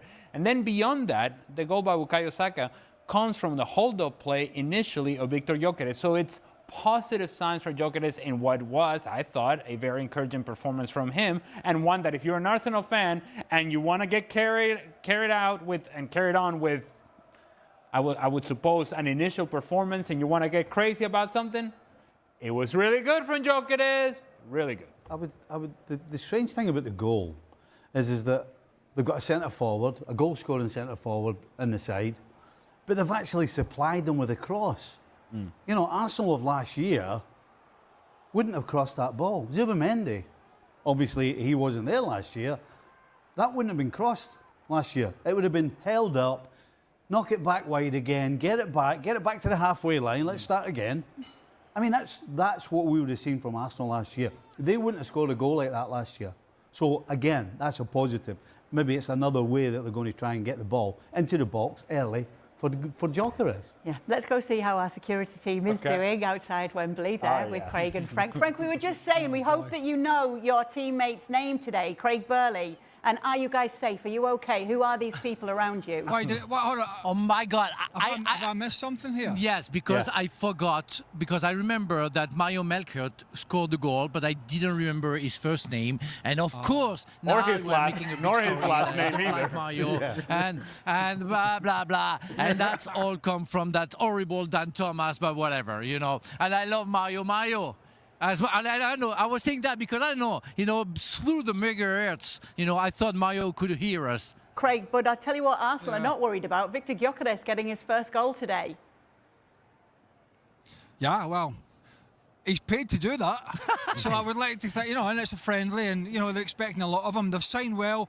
We're obviously here to do the Community Shield. We're going to talk about it. Liverpool have signed well, really well. So have Arsenal. So lots to look forward to. If you're City, Chelsea and the others looking at these two teams in particular, you're thinking, my God, I'm going to have a great season if I'm City and Chelsea. And we've talked a lot about Chelsea, obviously, from the Club World Cup. And can they bring that consistency? Can that bring that quality that we saw in the PSG game? And Man City, we're not quite sure what Guardiola's side is going to turn up. But I think we're pretty clear, 99% clear, what we're going to get from Arsenal and Liverpool, because they're not going to go away. They're two sides that have been built over a number of years, and they have signed brilliantly in the summer.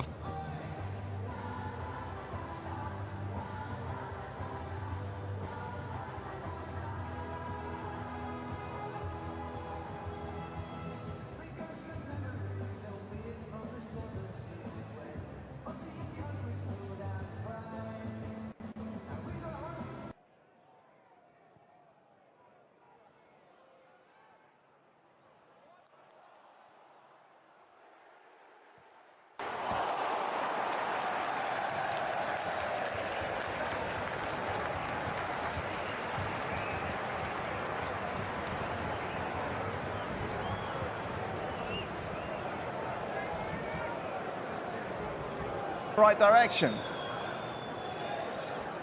Yes, definitely. I was very impressed with the forward players and all the players who came on, because there were many substitutions.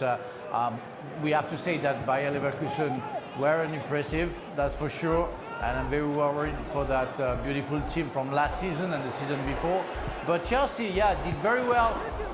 The pace that they have when they get the ball in transition, it's pretty amazing and threatening for the future game that they're going to play against the others, because, I mean, they go fast, they're very effective, and if Estevao, Neto, Palmer, and some others, of course, João Pedro, are fit, they're going to create trouble. So that's for sure for any defense. After, they weren't too much experienced, I would say, at the back, so let's see how it works.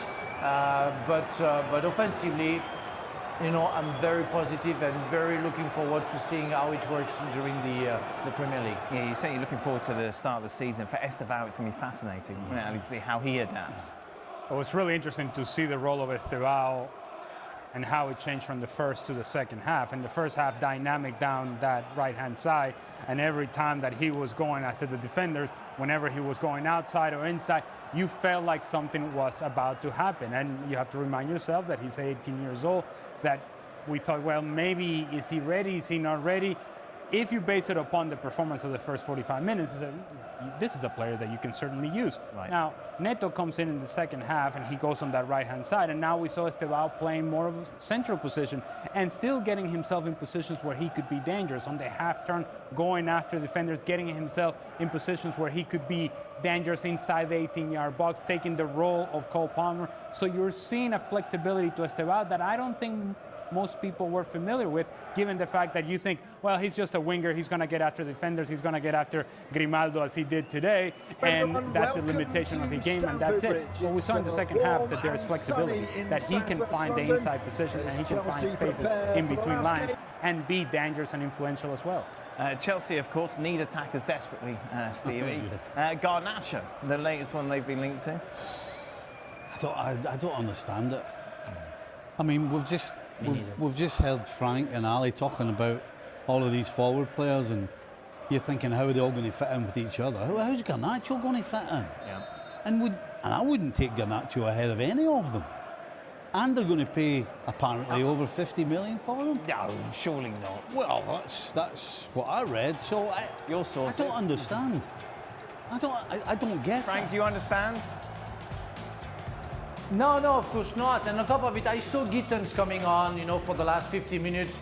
Really impressed me. Every time he got the ball, he made a difference. First touch, first ball that he had, he gave a good ball. I think, I don't remember who he was, but I think it was Estevao. I think we saw the highlights. He was very impressive. So Garnacho will play in the same position on the left side.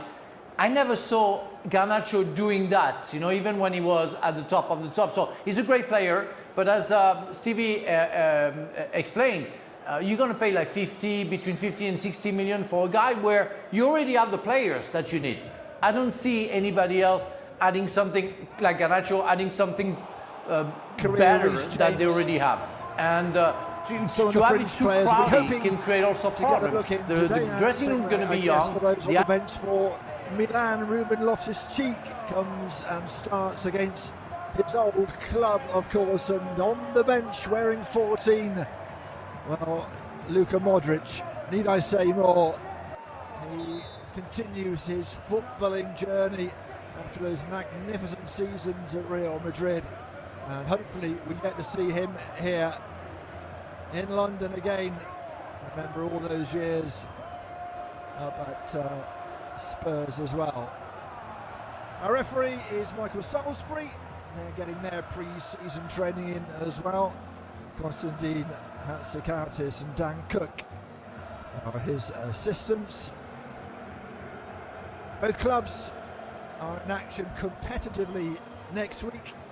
It's the league, the Premier League for Chelsea, and it is the Coppa Italia for Milan. Chelsea, I think it's fair to say, on the up. Just before we welcomed both teams out, paraded the two cups they won last season, the Club World Cup and of course the Conference League title as well. Milan, well, struggling a wee bit, only 8th in Serie A last season, won't be in European action, but a chance perhaps for this former Chelsea man and his team to regroup, come back better under Massimiliano Allegri, his second stint in charge at the San Siro. And Tomori, again, somebody else who we all know about, came from Chelsea in 2021, started with Chelsea as well.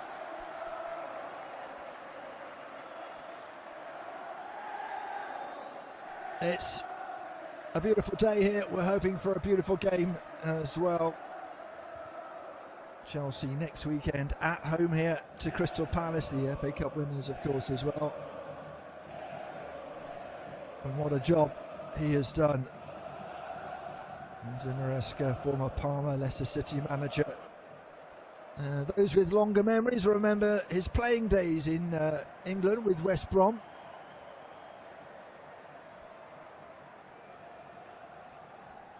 One more pre-season for both these teams.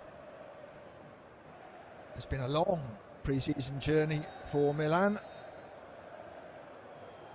Chelsea get us underway in this pre-season friendly. But they visit Malta weekender. They hosted, of course, Leverkusen on Friday. And it's a celebratory atmosphere. Not many of these fans would have made it to the States for the Club World Cup. Early touch for Maignan. Wearing the captain's armband for Milan, former PSG and Lille at Milan since 2021. Terracciano looking for options. That's not a bad pass under pressure.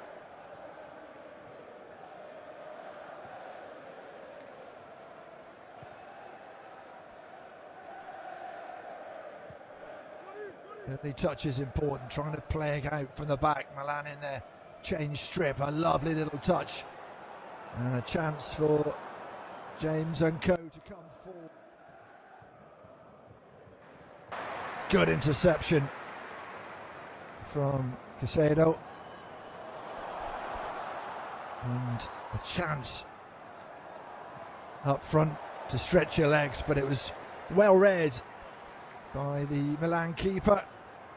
João Pedro is the man who will be just exercising the Milan defenders you trust. He has had such an impact. Really didn't need to settle in at all, did he? Signed from Brighton in July, in time for the Club World Cup. Scored twice in the semi-final, once in the final. Already paying back that, what, 55 million plus 5 in add-ons.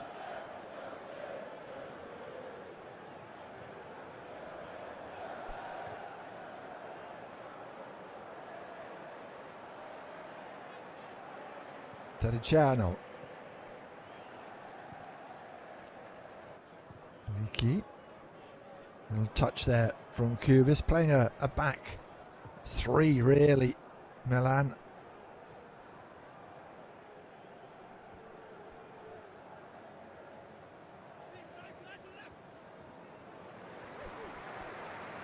It will be warm, but these players mostly know that they will perhaps get 45 minutes, perhaps 60, so not so much of a problem. Some very hot temperatures, of course, for the Club World Cup. Don't seem to bother Chelsea too much.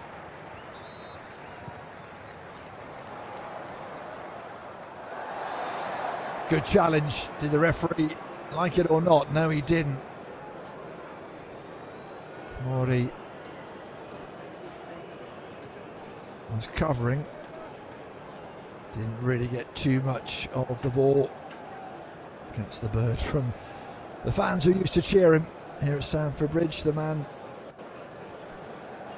who was born in Calgary in Canada but has an English or UK passport.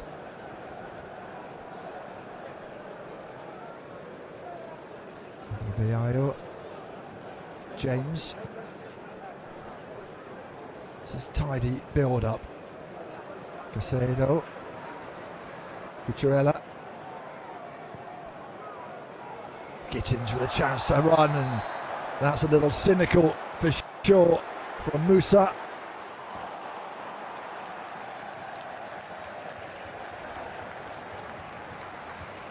He's got such great skill and speed.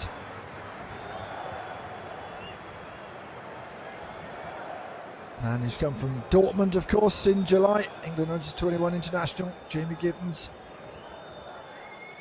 Did actually play in the Club World Cup for Dortmund, just the one game. Dangerous position here. Captain over the ball alongside Neto. João Pedro. That's nothing too serious. It's the last thing you want as you finish up your pre-season.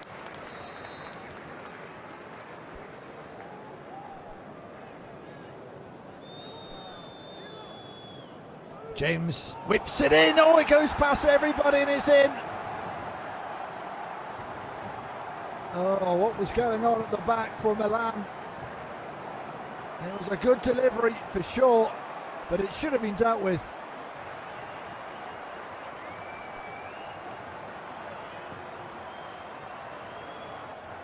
Did that go indirectly? Well, they had enough white shirts at the back. They're certainly onside.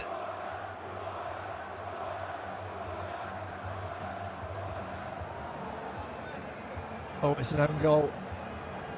That'll explain it.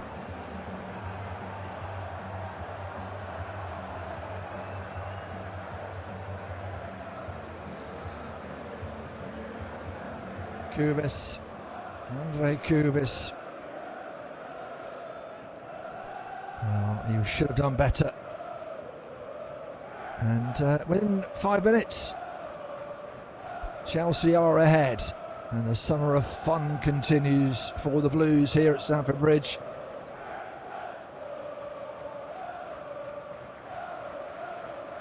Well, however the goals come, you'll take them, of course. Fofana playing it wide. Sasagi with the ball down the line. Can they come back quickly? Goes past everybody. Gittins gets it. Looks to turn defence into attack. Not quite enough on that ball. Intercepted by Terracciano.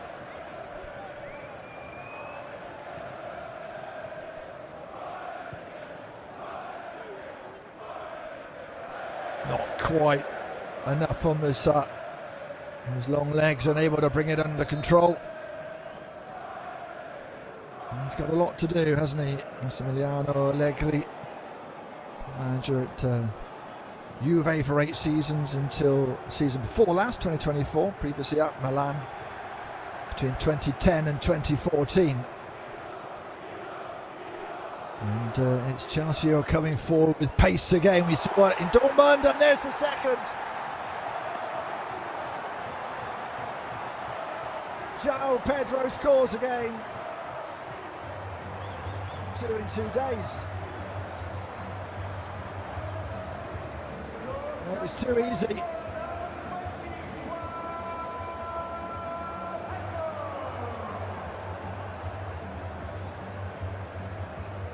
No wonder they're dancing. It's been a dream start to this match. Well, we did see against Leverkusen just how quickly they can transition from defence into attack. Look at the run. Everyone making runs, but the best run was from that man there. Wasn't picked up by Tomari or Terracciano. Wide open. Heading practice in the end. Yeah, textbook header. What a lovely ball in, teasing Tomari. Second best.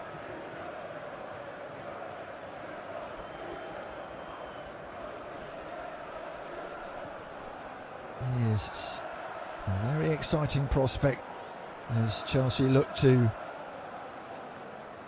have a very, very good EPL campaign, buoyed by their successes in cup competitions last season. Here comes Gittins again. Chance to use his pace. Could be a corner, this one, and it is. Giving Musa a lot to think about.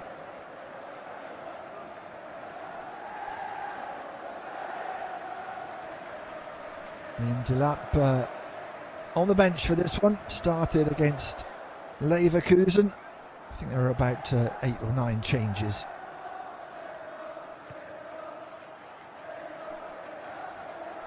Helped on its way. Cucurella, not really, not this time. Did take a deflection on the way through.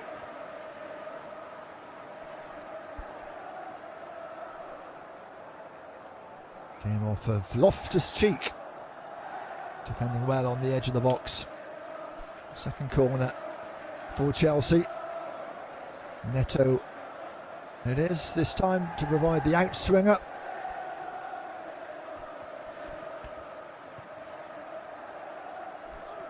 Decent ball in, and keeper McNown was struggling, but he was impeded. Teasing ball, but he was held back.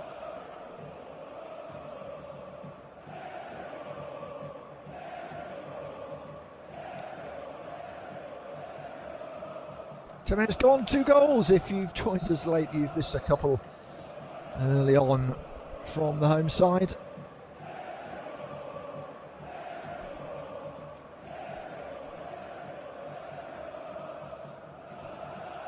Fifth and 8th minute. Those 2 goals. Own goal from Cuvis, and then João Pedro. Who else with a goal on 8? Difficult for Sanchez, who was rested at the start, or in the starting lineup against Leverkusen on Friday.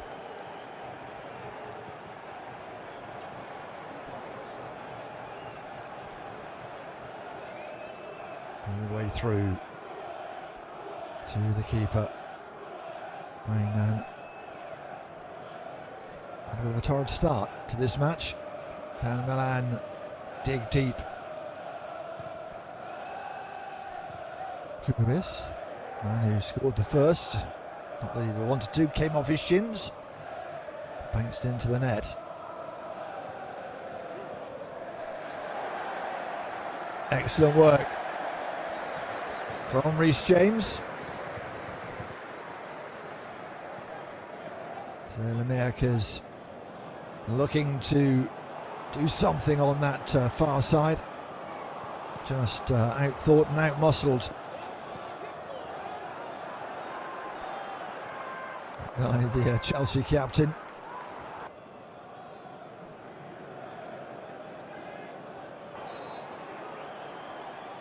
Belgian international, of course, Alexis Saelemaekers.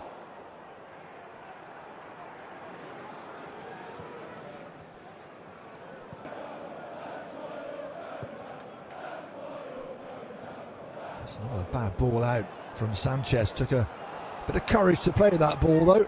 Here comes Gittins.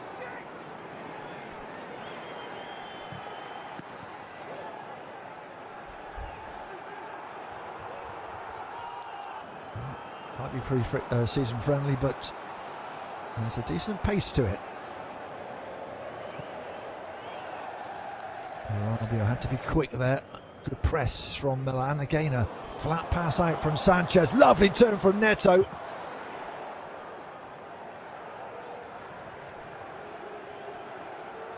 Sagi tracking him. Cole Palmer the ball inside, and the shot straight into the arms of the Milan keeper. And now was well placed.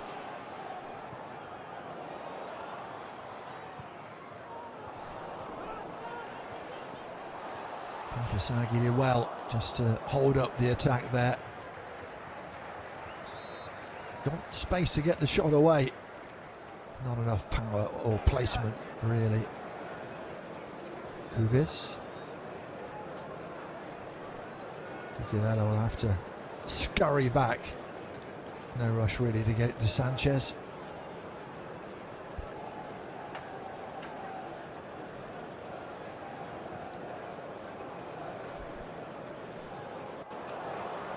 Gittins takes up the scraps. Little reverse ball. Wasn't a bad one, was it? Palmer was lurking, making the run.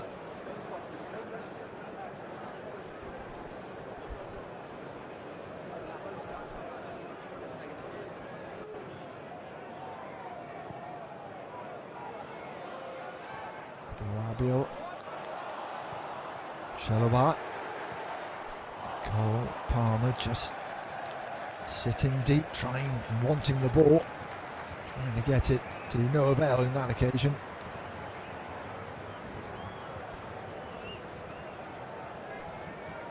Sesko.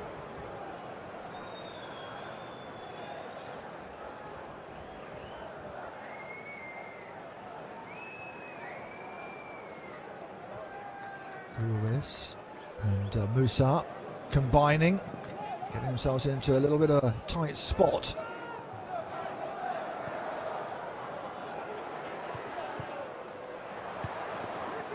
Couldn't get themselves out of it. Here's Palmer. See what he was trying to do. Tidied up by Sesko.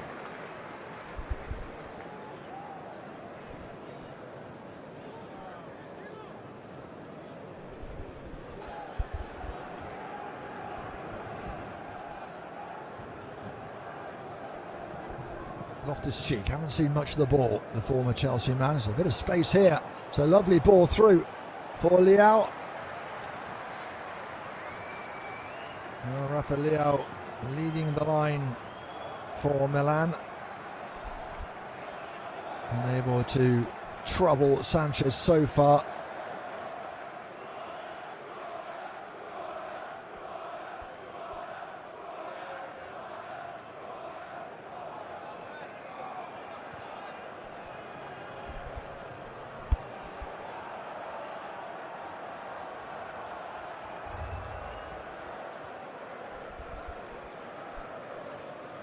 It's a little better from the visitors. A bit of possession for once. Here's Musa. Ball in from Loftus-Cheek is a good one. Sanchez thought about picking it up, thought it perhaps better of it. Just for a moment the crowd thought that Palmer had the motor on him to get to that. It would have been extraordinary if he had. This is better. Real chance here. Saelmakers. Sanchez. Very, very good. Stood up at that near post. Well, the first time that Milan have been able to unlock the Chelsea defence, it was simple football, a give and go. And it wasn't a bad effort either. Sanchez just standing tall, partly off his shoulder, and the follow-up from Rafael Leao, who didn't really have time to adjust. Now then, pulled down. It will be a free kick. It will be nothing more than that. João Pedro not getting involved in the discussion. Michael Salisbury is being in the middle of that discussion. A lot of the crowd. Well, there you go. It is a red card. He took his time. He was the last man, about to say it. And he has to go. And that is another little dose of misery for Milan. Pulled his man down. I don't think you can have too many complaints. You did wonder whether there might be a little bit of leniency, given it's pre-season. He's definitely onside. Timed that run perfectly and turned his man as well, who's always in trouble. He said he's such a difficult customer on and off the ball. Kurvis, who has scored an own goal already and has been sent off all within 20 minutes.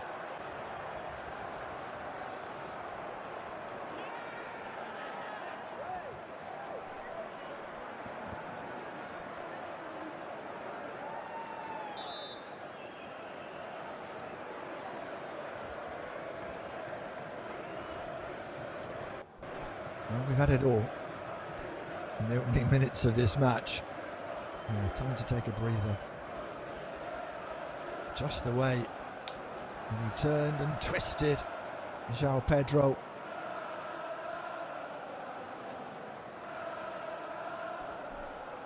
Milan can complain all they like, but they are down to 10. A little like their cross-city rivals Inter, who were down to 10 against Monaco and 1-0 down and came back to win 2-1 on Friday in the Principality. This may be a more difficult task. Cloudy outlook for the visitors. Nothing but sunshine for Chelsea. Palmer's the one who fancies it. Reece James is there as well. Oh! Palmer misses by a whisker.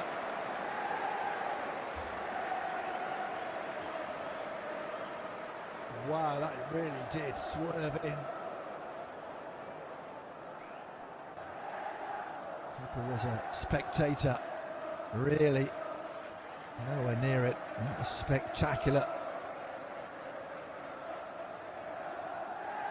Third season for Cole Palmer at Chelsea after that move for Man City, and has been in great form overall. Now then, a chance for Leao to spread it wide. Here's Saelmakers for Milan. Cucurella does what he has to do and does it very well.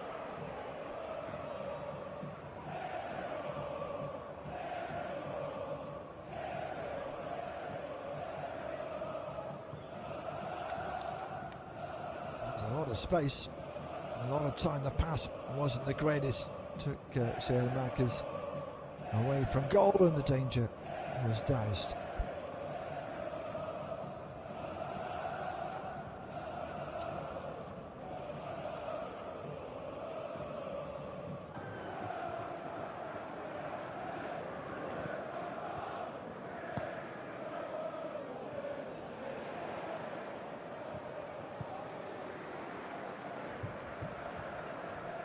halfway through the first half. It's been entertaining so far. In a way, for the coaches, it'll be a disappointment, even for Chelsea, not to have it 11v11. Because pre-season, it is all about tweaking your formations. Level playing field perhaps is helpful in that situation. Now back by Fofana.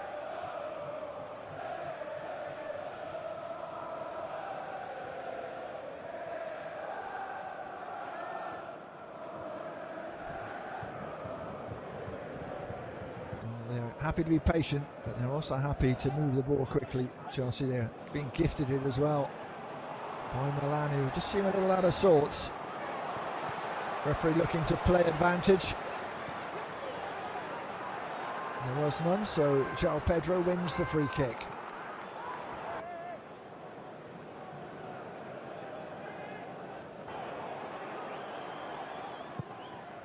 So adaptable, play across the front, plays a winger.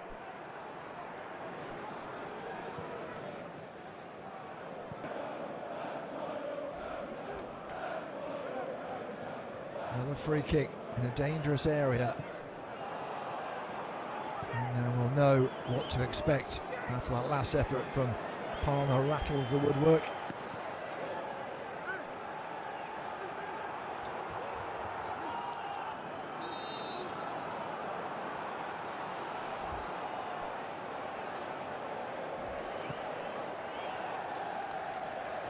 Seem to over the ball again. Oh, and very nearly touching the woodwork again.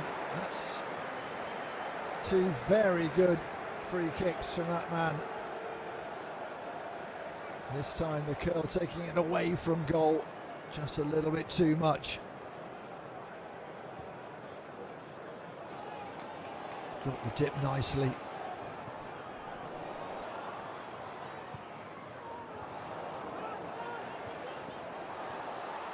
Good interception from Loftus-Cheek. Milan on the back foot at the moment.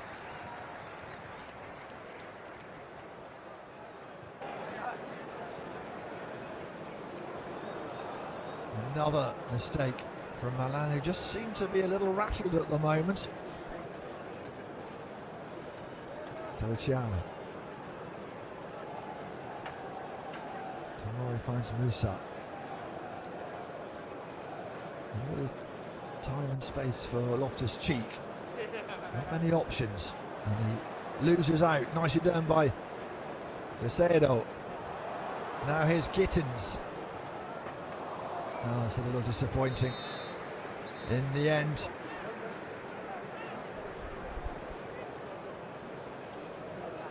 There are options. There certainly were options in the centre of goal. Give me the temperature. There's going to be a short drinks break for the players. It is warm in this particular part of the UK. In fact, it's pretty warm around the UK.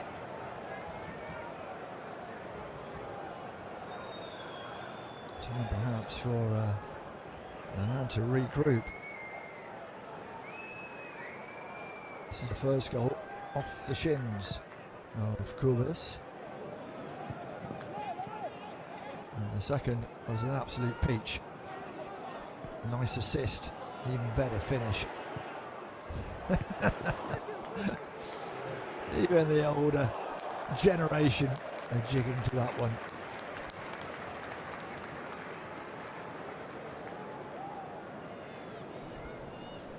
And of course, Chelsea will certainly be used to the hot weather after the Club World Cup.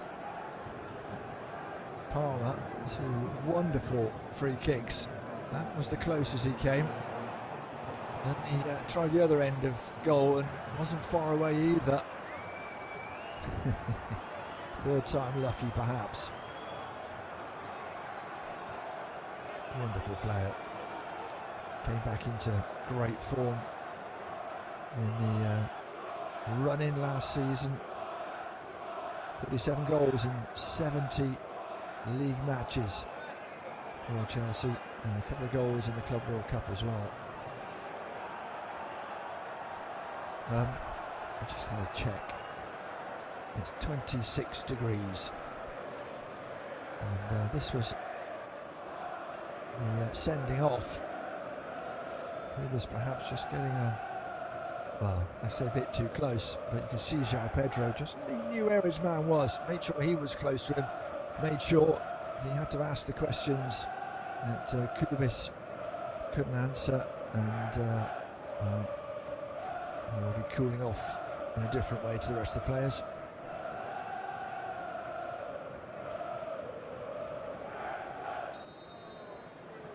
Around 26, 27. I think the fans who have a seat in the shade will be grateful for that.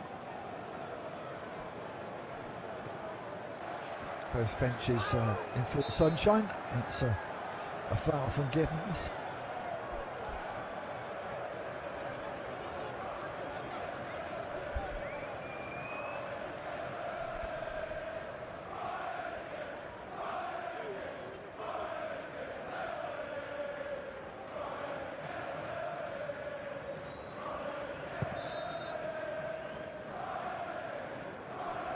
On ball, or a slip, really dangerous there, and they did enough. Rafael Leao was lurking, just couldn't muscle his way back between Rafael Leao and Chalobah.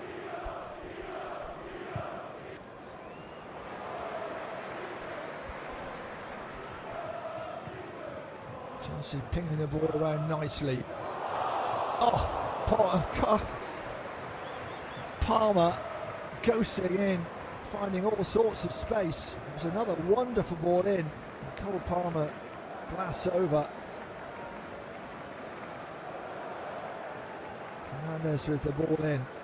Palmer just having to stretch a little bit too much, couldn't control it. Difficult to execute technically. It's all been Chelsea so far.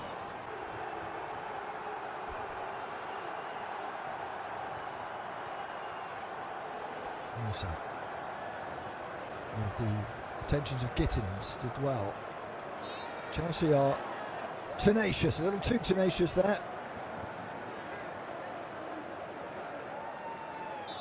Leao has been on his own up front. He's come back to try and get the ball, but it's not really been very successful.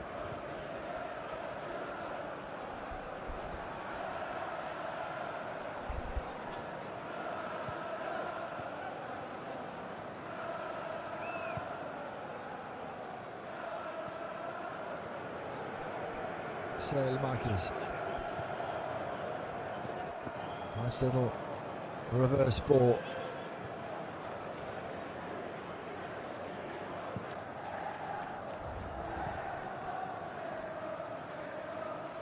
Luciano.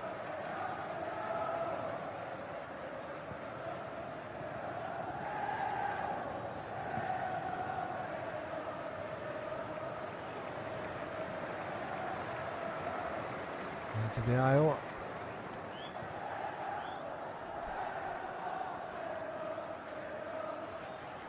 Together.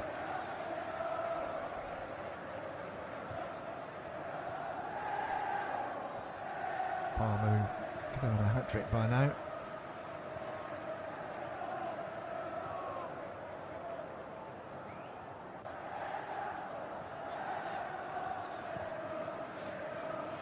Guerrero again, look at Palmer making the run this time. Just left a bit of a gap for João Pedro.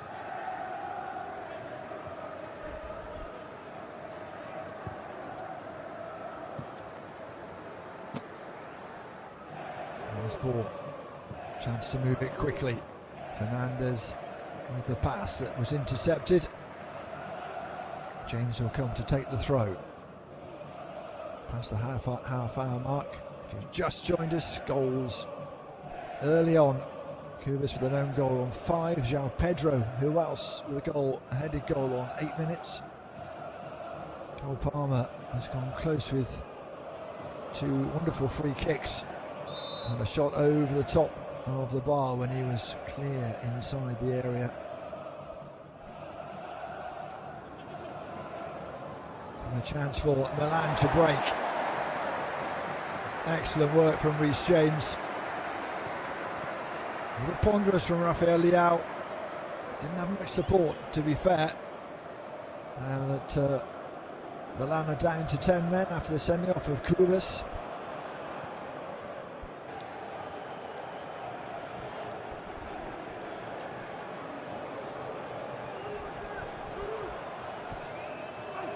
Decent ball in, and important header.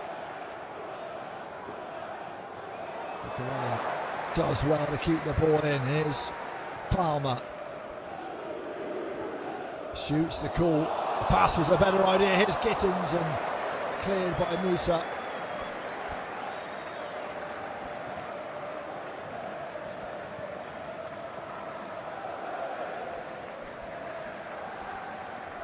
Just taking their time. Again, it was a really well-timed run. Musa was lucky to be able to clear it in the end. First touch from Gittins, not quite what he would have liked.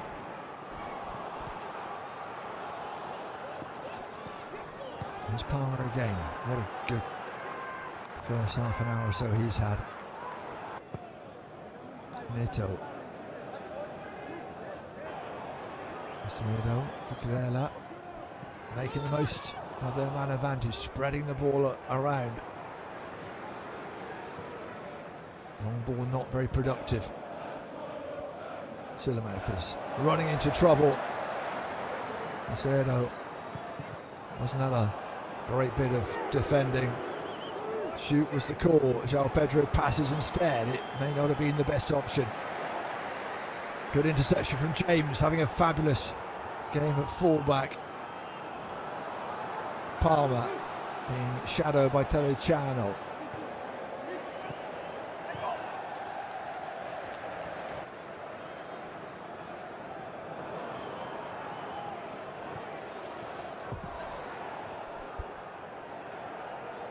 Moving the ball around, making Milan do the chasing in this heat. Palmer, not such a good ball from him, looking to keep up the one-touch football.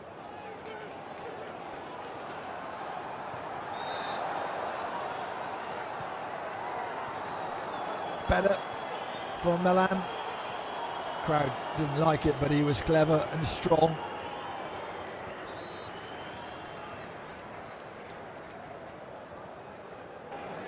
Two old teammates locking horns.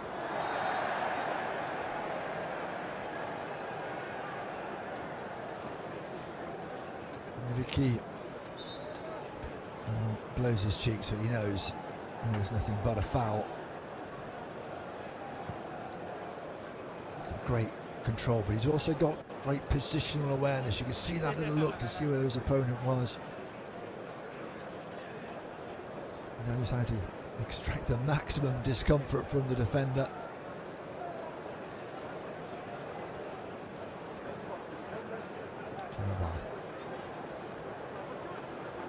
Now Gittins again.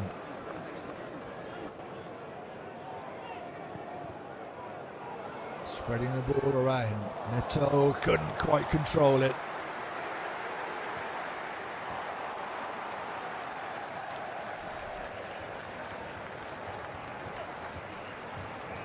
Nice stuff though, isn't it? From Chelsea. Totally in control of this friendly. Next week might be a different matter. Home to Crystal Palace as the English Premier League gets underway. And for Milan, well, they have the small matter of a cup match. Bari in the Coppa Italia, and then Cremonese and Serie A the Saturday after.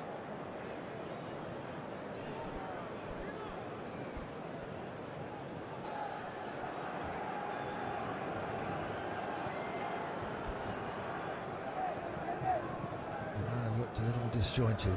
Can they do something here? Musa. Luciano. Ricky has just had to drop a little deeper because of being a man down in defence.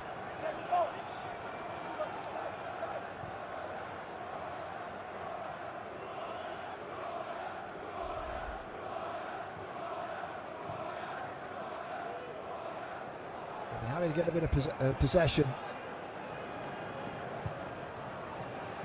Kept it in. Americas. This is Liao. It's a lovely little reverse ball in. It was not the best pass though from Bartasagi.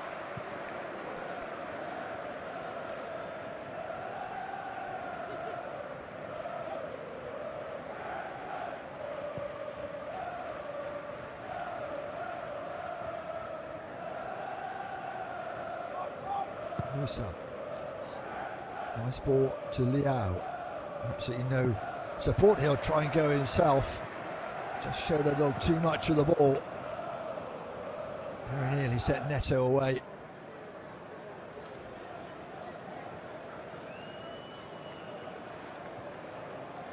Man who came from Wolves, of course, last season.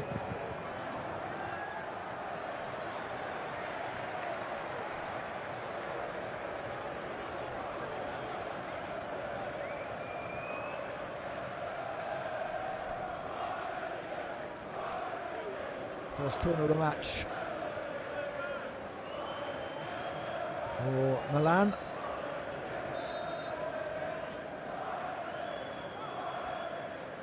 A serious bit of set-piece defending for Chelsea.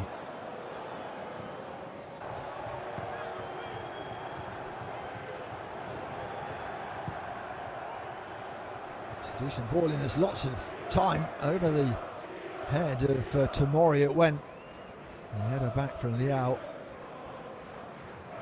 Danger cleared for the time being for Chelsea. He brings the ball. Feliciano.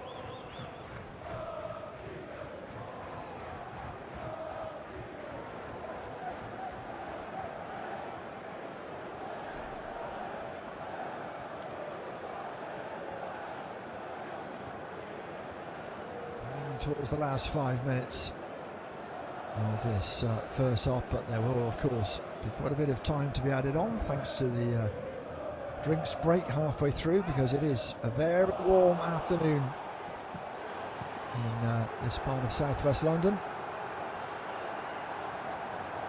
Bartasagi. This time ball doesn't get past Liao. Clever from Liao. And there was a little push. Cucurella. He was hard done by there. And the referee probably got that one right as well. It wasn't the challenge from Cucurella, it was the one before. A little push from Chalobah.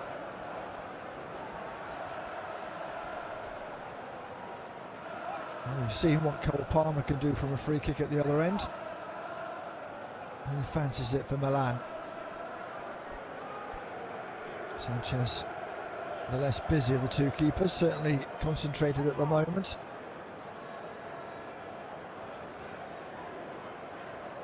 From the Brighton man.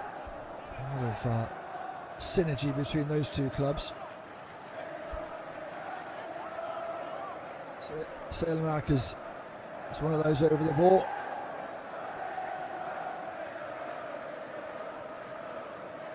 Bartasagi as well. This Selmak is straight into the wall off the back of João Pedro. Feliciano. Oh, that's a good ball in, and that's a fabulous goal. This is gone. Flag is up. Be interesting to see just how far he was offside.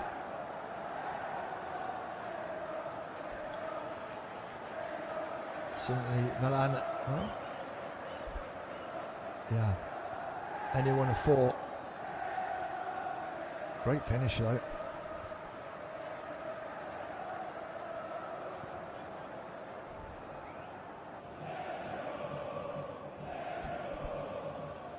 Not be Milan's half, I think it's fair to say.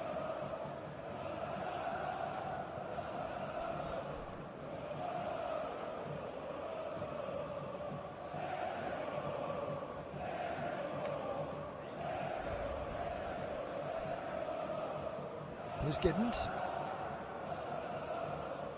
Double team straight away. Still looks to go past Musa and does. They'll get a corner.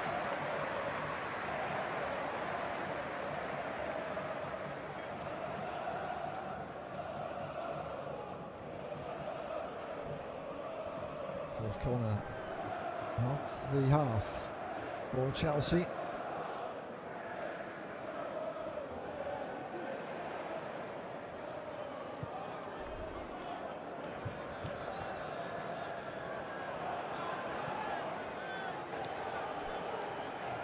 Hato again comes over to take. And they had another before half time, Chelsea.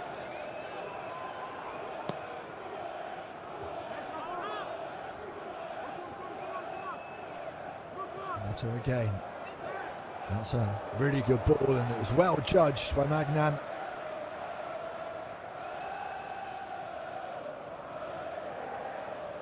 Now a chance for Leao.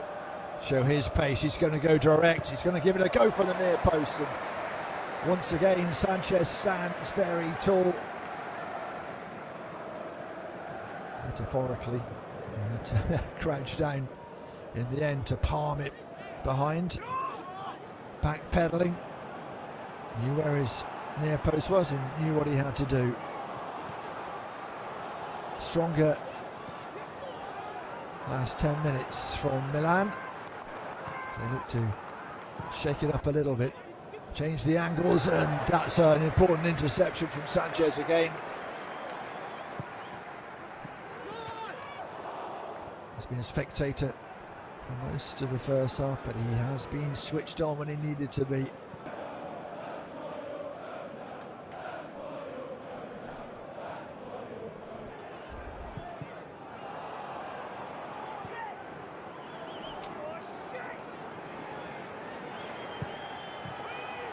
Again, changing it around.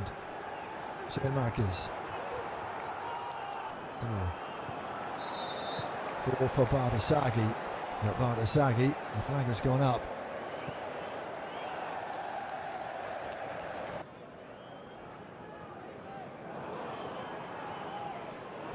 Expect a lot of changes. Possibly at half time. A lot of young talent coming through to Chelsea. Very large squad compared to Milan's.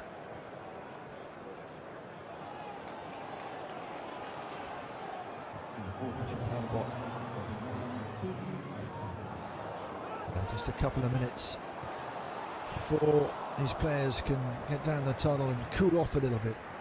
Can Chelsea add another? Gittins. Not this time. This is good from Loftus-Cheek. Marquez has been one of the pick of the Milan players. He's got a bit of space here. He'll have a go. Oh, did all the hard work.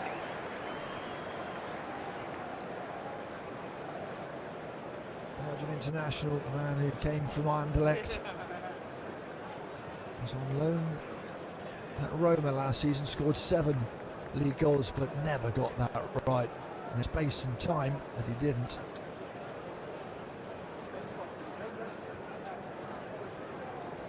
And he's had a couple of efforts. There's Alexis Saelemaekers.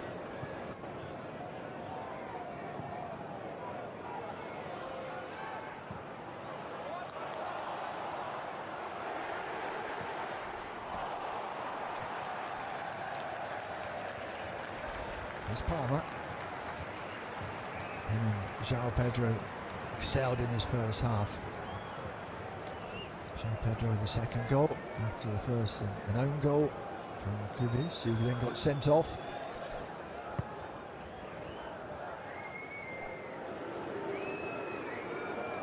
Zeno thinks about it, thinks better of it. Shalobah. He was urged by the crowd to give it a go, wasn't he? Gittins. That's a great ball in. It's gone over everybody.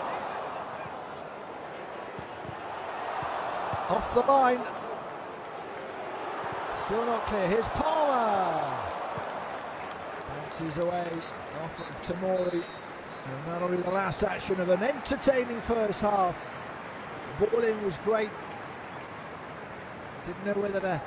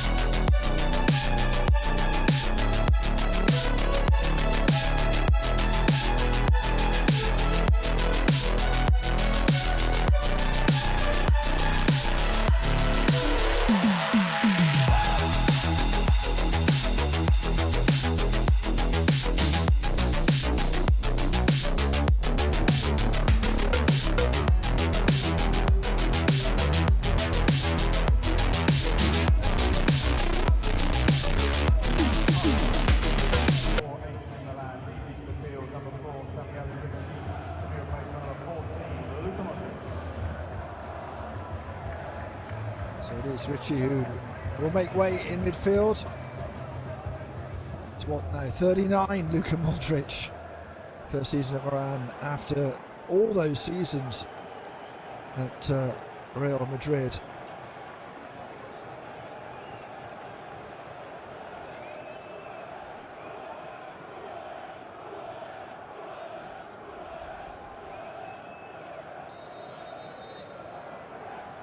Underway in the second half. And this friendly match between Chelsea and AC Milan. Chelsea have been cruising it thus far.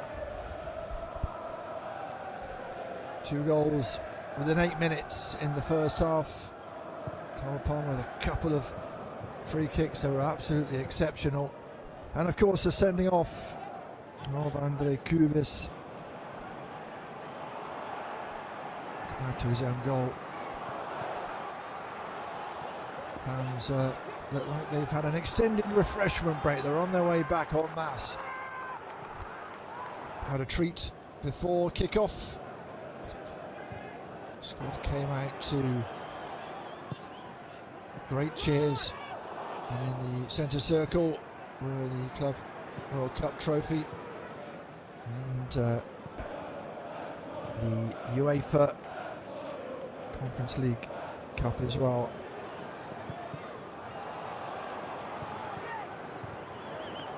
Good ball in from Neto. Up by Selmakers, who then very nearly took the assistant referee out. Here's James. Just the one change at half-time. That's AC Milan, who've brought on the veteran, former Spurs man, of course. East London rivals, but went to Real Madrid in 2012 and has only just finished. Here's Neto. Good ball in from Fernandes. It's teasing and it's well dealt with in the end by Musa.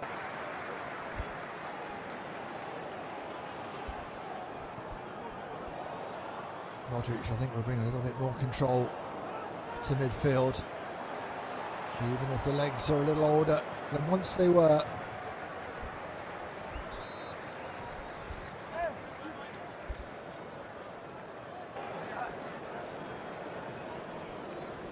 First corner of this second half, and once again it's Chelsea asking the questions. Good header away by Fofana. Selmakers. That's a fabulous ball, and look who's on it. It's Luka Modric. He'll have a go himself, and it's easy enough for Sanchez in the end. Had options left and right, but let's see, the Blues just for a moment seemed to have parted in front of goal.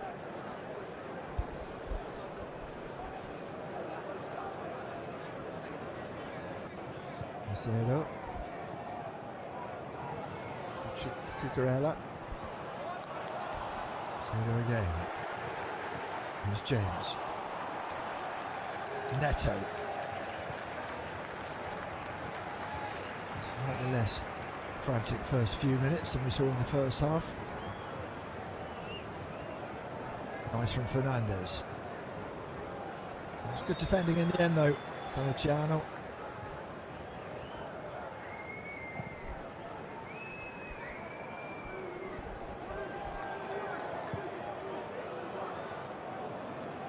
It's a good battle on that far side.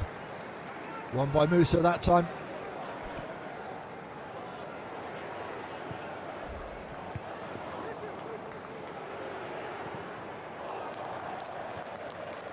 A shirt sleeve day, not just for the crowd but for Enzo Maresca. Trophy loaded season for him last year, of course. So Marcus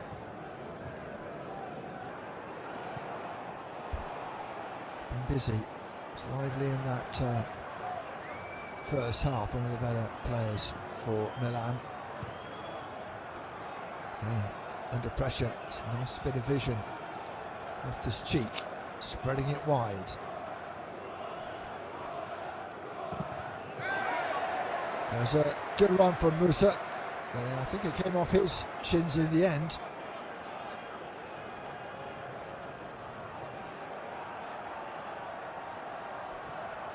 Guehi just got lucky, really.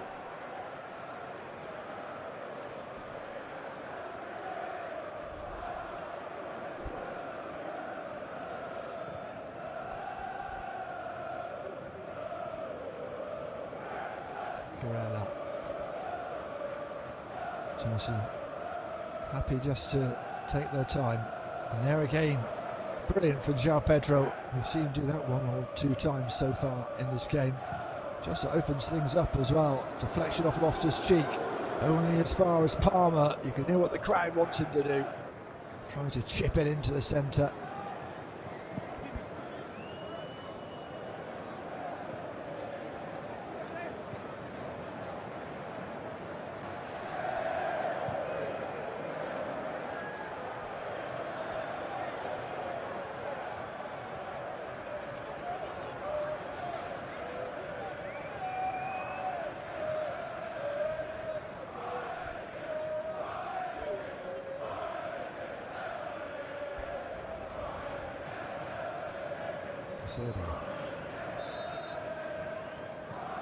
Palmer coming deep.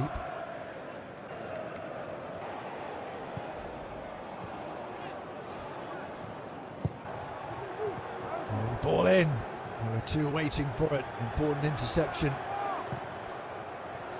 Another good ball in. It could have gone anywhere. Somehow Milan able to clear their lines not that far away. But still, dangerous from Chelsea.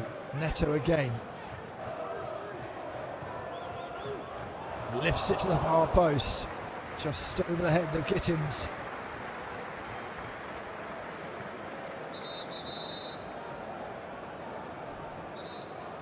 That ball was a wonderful ball. Gittins not quite getting his head onto it.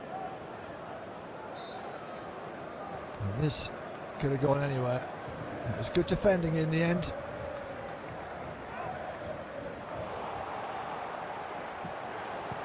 Musa has had a very difficult time, hasn't he?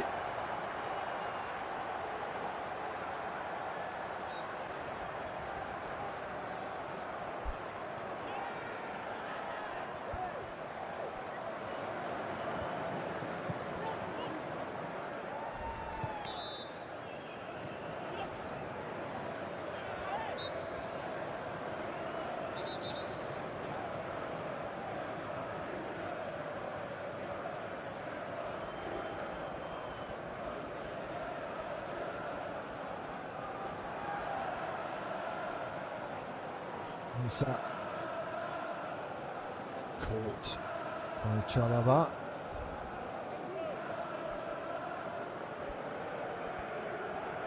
Those are the ones that really do hurt. Will there be a change made by the Chelsea bench? Made some good acquisitions, haven't they? Gittins from Dortmund, Delap, Grealish, Pedro from Brighton, to name but a few.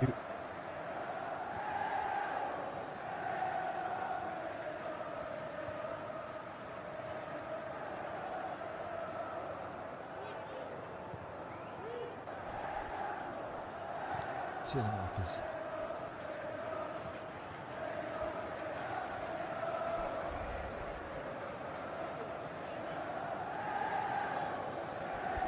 Loftus-Cheek, not the happiest of returns to the bridge at the moment. These two teams, of course, no strangers to each other. They've met 7 times before in friendlies since the late 90s. Marcus. And a little spell from the visitors, this. Tomari. Modric, always busy. Trademark, isn't he? That run of his. That vision is astonishing.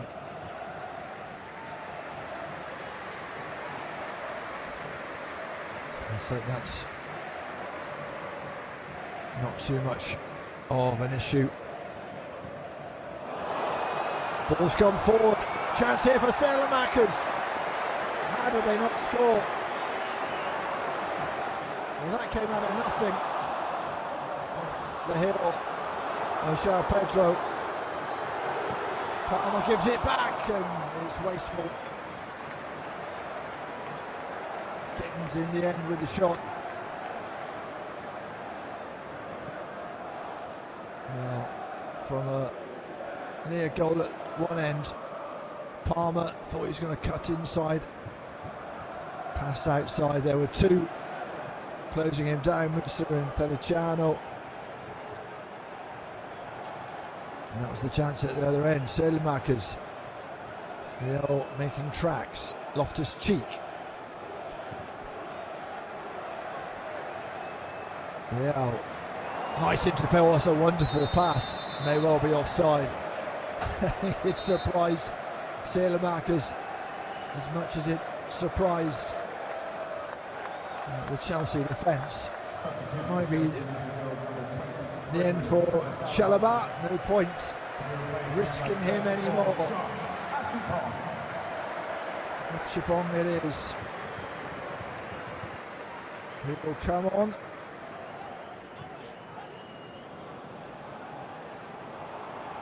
Hopefully nothing too much to worry about.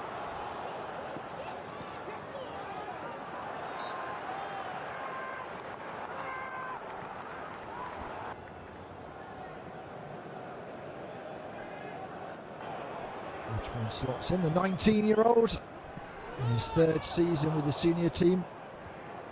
5 league appearances over the last 2 seasons, a couple of starts.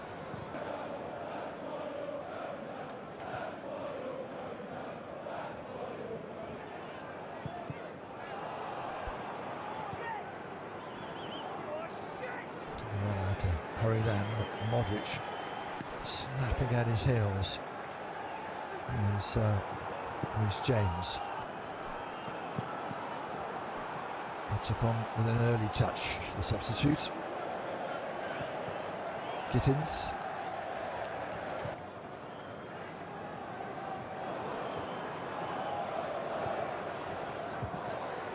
So Pedro wants the ball, almost got it. Oh, took a deflection. It was a decent effort. Magnan got down really well.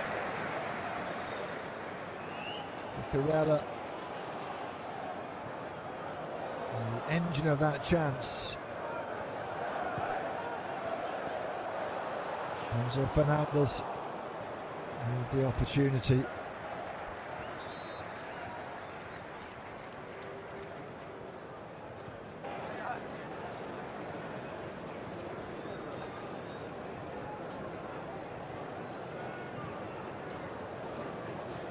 An entertaining match this has been,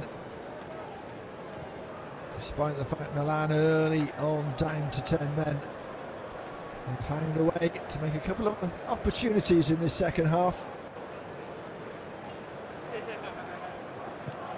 Good pace from Loftus-Cheek. Chipong will have to be strong here. Sanchez does well.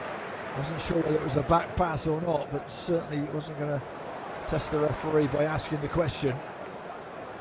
Enzo Fernandez plays it forward. That's a really good interception from Tamari. Now Salamakers. Fofana. Modric.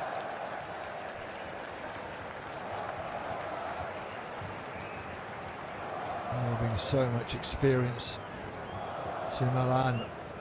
Be interesting to see how many minutes he gets in Serie A this season.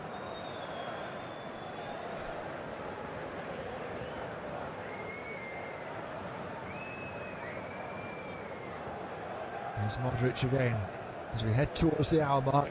Still those 2 goals in 3 minutes early on in the first half, separating the teams.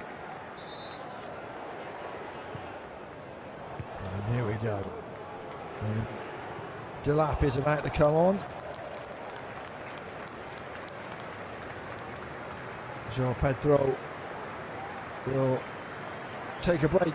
He has been excellent, scored the second goal, tormented Milan with his skills, his trickery.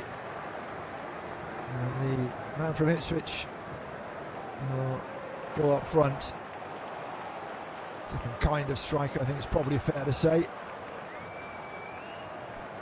Fernandes takes a break as well. On comes Andre Santos. And Malo Gusto comes on as well. Cole Palmer has been excellent.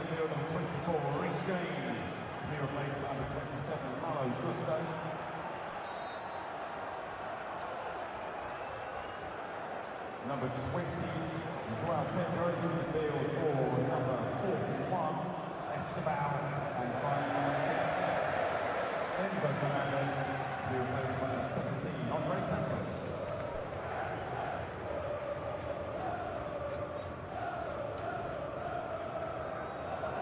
Oh, got away with that one. Nan, cool as a cucumber. It's a clever pass, sensible from Saelemaekers. It's been bright and breezy for Milan. They had to play with 10 men for all but 13 minutes of this match. Modric gets the throw. Looking just to up the tempo for Milan.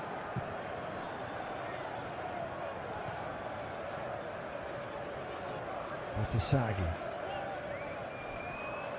Saelemaekers caught by Andre Santos.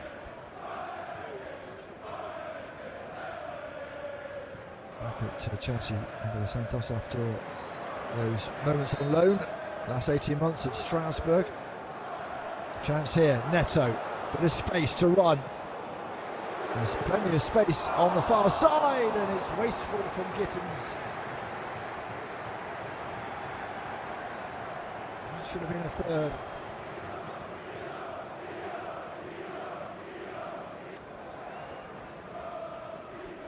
Well, it wasn't far away. That's all, yeah, best angle to see. It went flashing by the stanchion. Amazing action. Behind the goal needle, I think someone actually headed it in the end. We need a concussion protocol.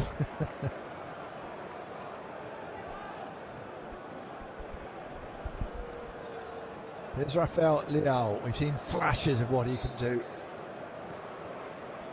Saelemaekers under pressure gives it away to that. Happy to come back to pick up possession and then further up the pitch. Andre Santos. Here's Neto. Up against Tomari.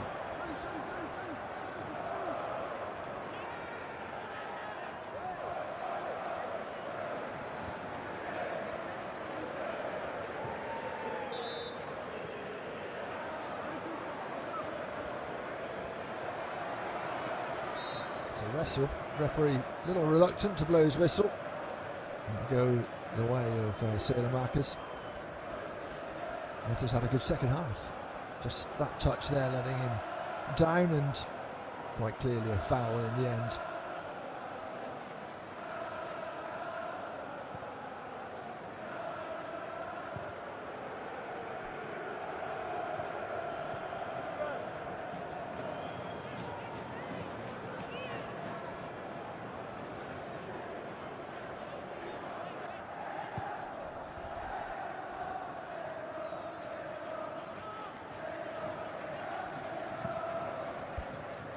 Chandler playing it wide.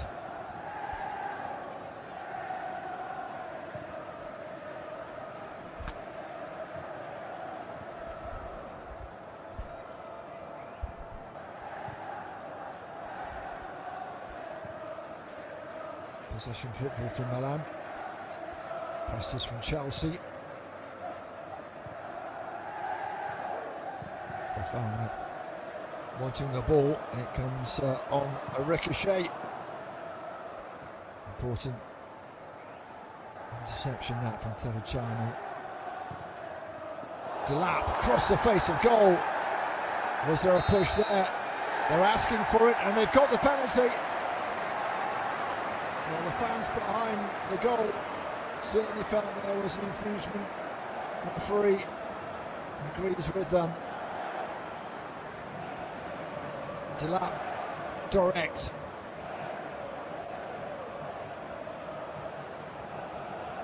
It's a decent ball. This is the coming together at the far post.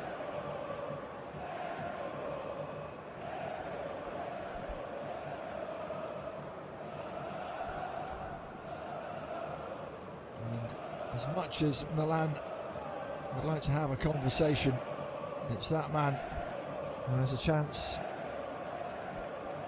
to add to his tally.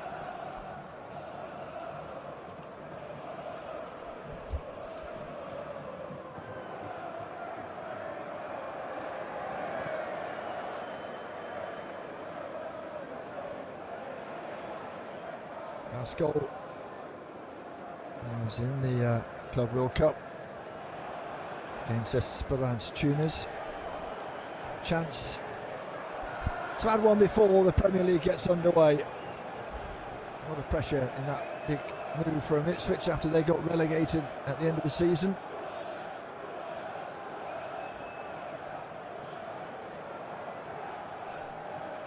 And Delap it is then. Up against Magnan.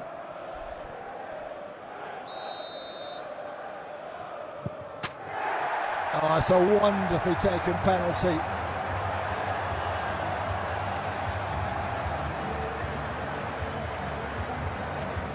And those who might have taken it had they been on the pitch applaud.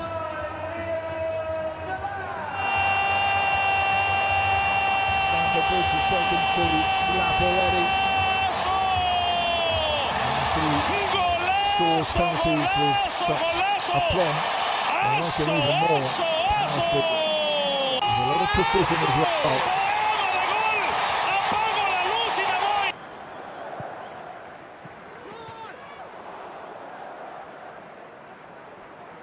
And a third for Chelsea. And what has been a bit of a stroll this afternoon.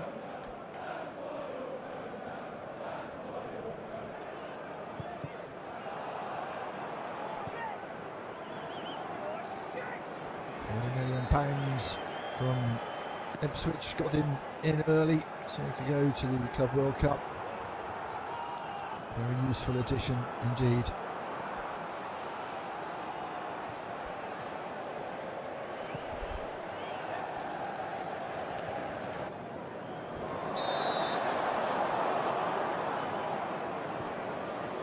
A little over enthusiastic.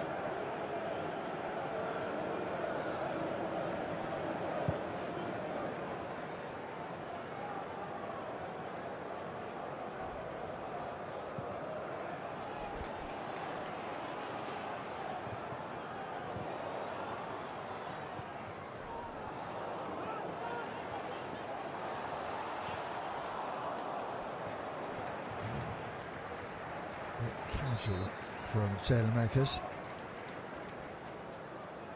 Left his cheek down the line. Al-Hilal wants it. That's the time his run. Musa. Bit too much space afforded him by Chelsea on the edge of the box.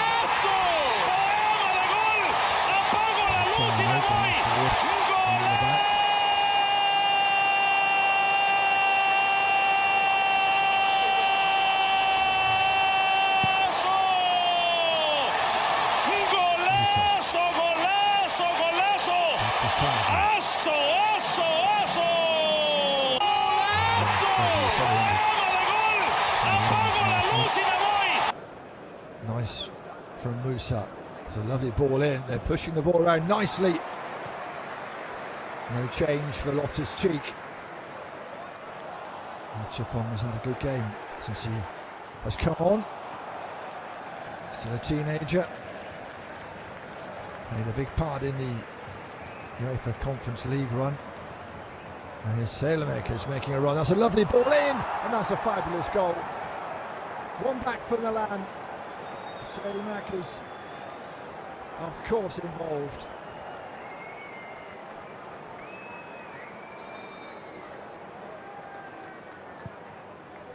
It's been coming.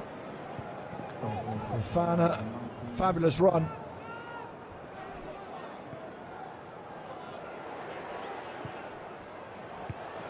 Don't be disappointed, Chelsea. A man advantage. Fabulous run. And a wonderful finish. Great balance. Just let the ball come on to him. Didn't need to look at goal, he knew exactly where it was. French international, in his second season at Milan, former Monaco man. Also starting at Strasbourg. Nice strike from him.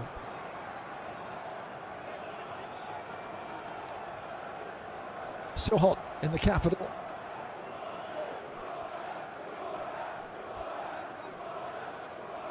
Drinks break, but there is going to be a change here.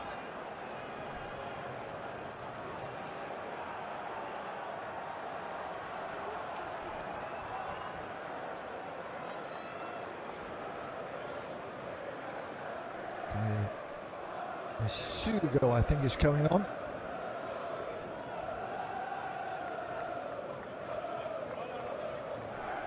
Walsh as well.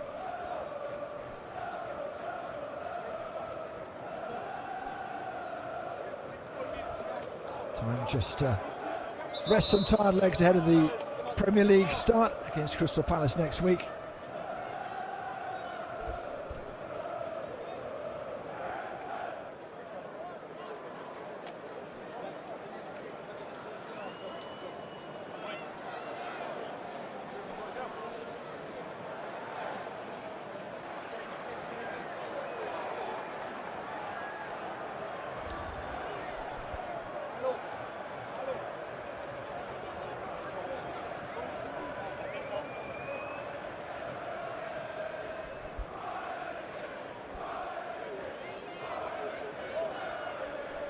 Gittins is going to be one of those coming off. It's quite hard to read in the sunshine of the board here at Stamford Bridge. But Sugo, Hato and Walsh coming on.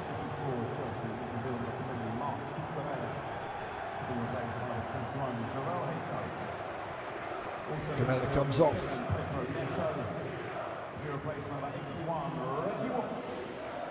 Reggie Watts comes on for Pedro Neto. And Gittins. Tyreek George comes on for him.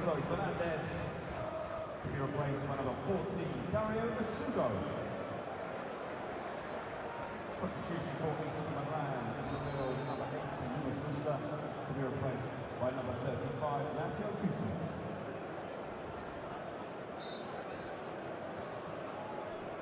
And a brief reminder to stay with us at the conclusion of today's game because your Chelsea squad will take part in a lap of appreciation.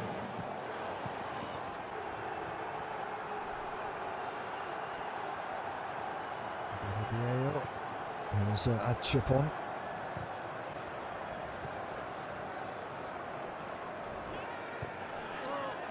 Early touch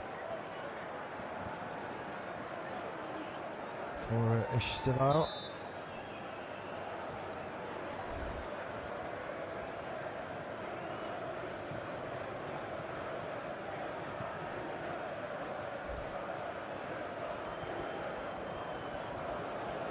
Aldrich through the interception. Here's Duto.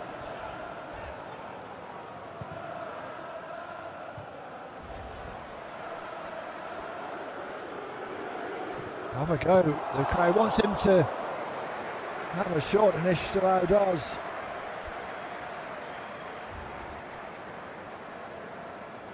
Came inside, and there was a lot of space to get that shot away.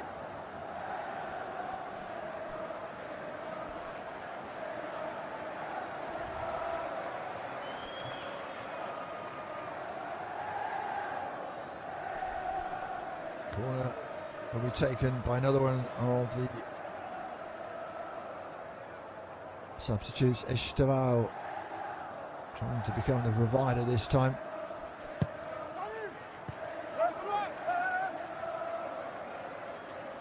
Gets the ball again. Very, very nearly did a number on Salamakis, and he does second time around. Good comeback from the Belgian international. Might well have got the goal kick as well. Got a brush off of that man. 18 years of age. Came in June from Palmeiras. Likes to play on this near side on the wing.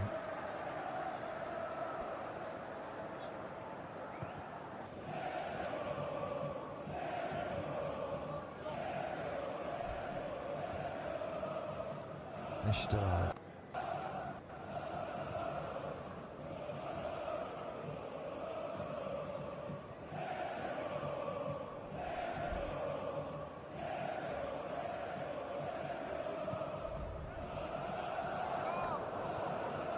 See what he was trying to do. Now backpedaling, but never in danger.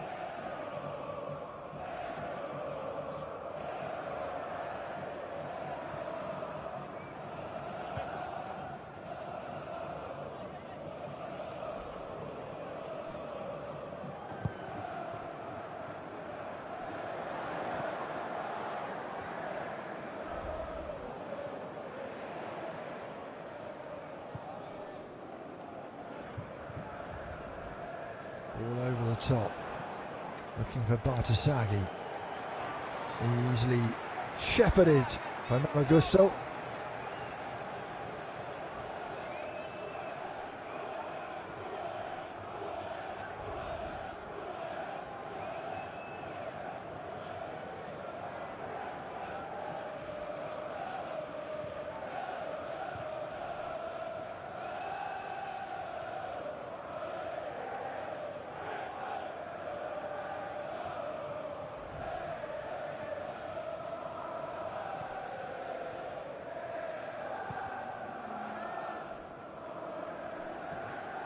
Still.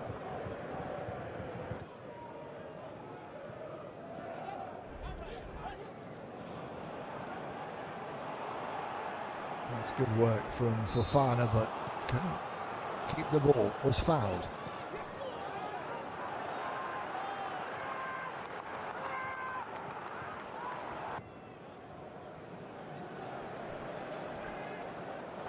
Possession in a dangerous place. Hoiked away by Bartasaghi.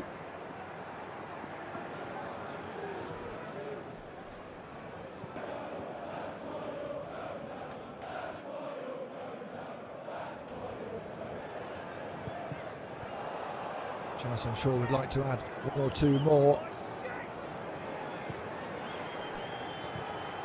Sugo in that midfield, central midfield position.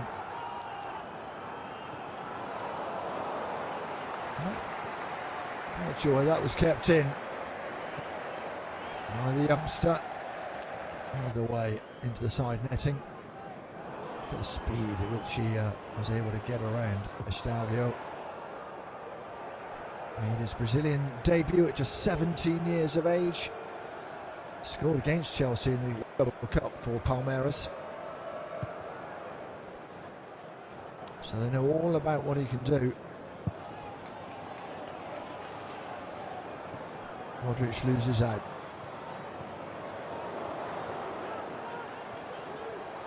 Two in the box. Whistler's gone. Flag has gone up on this near side.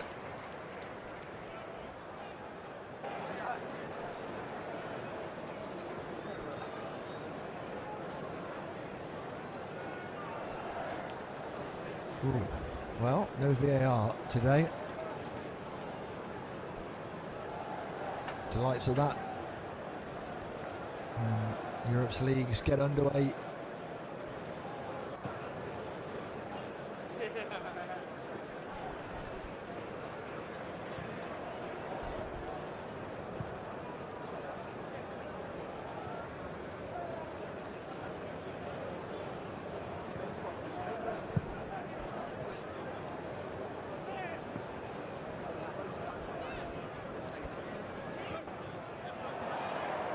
Hato did well. Now Achapong. Chelsea, despite the many substitutions, still looking pretty good. George just running out of space. Tariq George.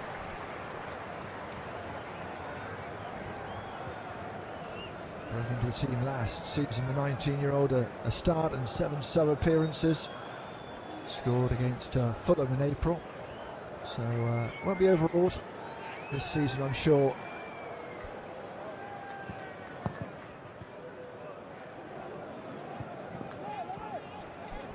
And do well to get out of a tight corner. Here's Bardisaghi. Modric happy to come and help his defence out. Loftus-Cheek. It's better from the visitors. Seemed outclassed in places. Loftus-Cheek. There's Achapong for company. Achapong does well. Liao. Keeping possession but going backwards, Milan, inside the last 10 minutes.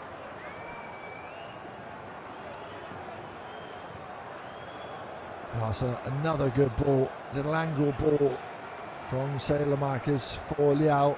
Not this time. There's one assist, the Belgian. It has been one of the pluses for Milan in this match, I think it's fair to say.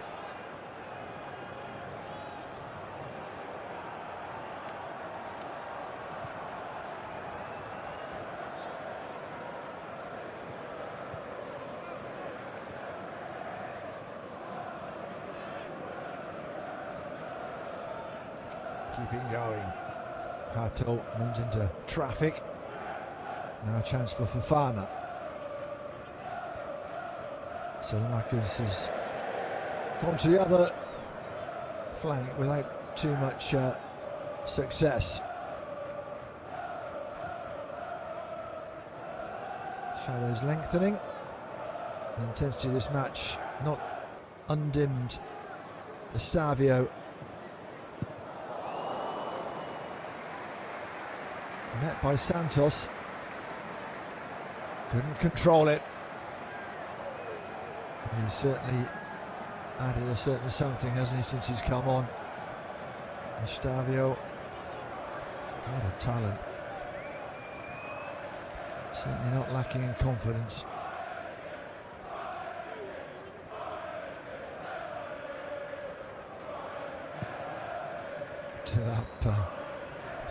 Just thought he had a sniff of the ball there. Salamakers, that's a great first touch. And the ball through, you could see what he was trying to do. Rafael Leao, he's run his heart out. There's the Milan striker. Too much to show for it.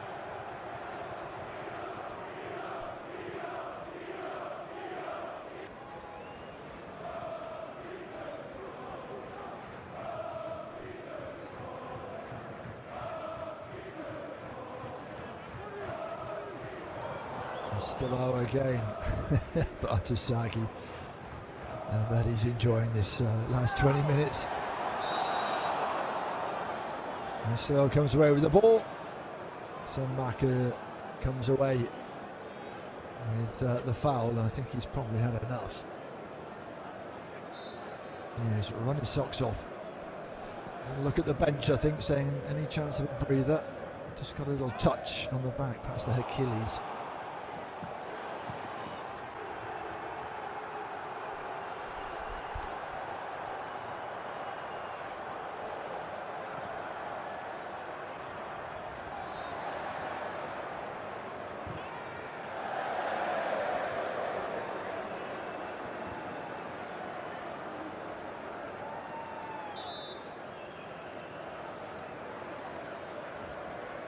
Going to have a change. Loftus-Cheek is going to come off, and I think there'll be a very warm reception from the former Chelsea man.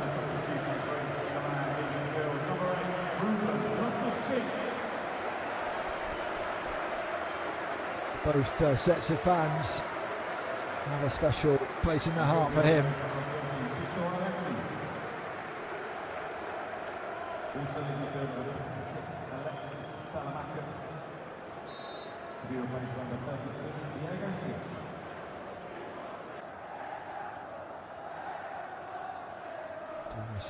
Also on Salamanca's, it is who has come off. You saw that little look to the bench. He has been excellent, but you do not want him injured in the last 5 minutes of a friendly, for sure. Esteval again, all his trickery. Not getting past Bartasaki this time. David Bartasaki. Another youngster, not quite as young as him.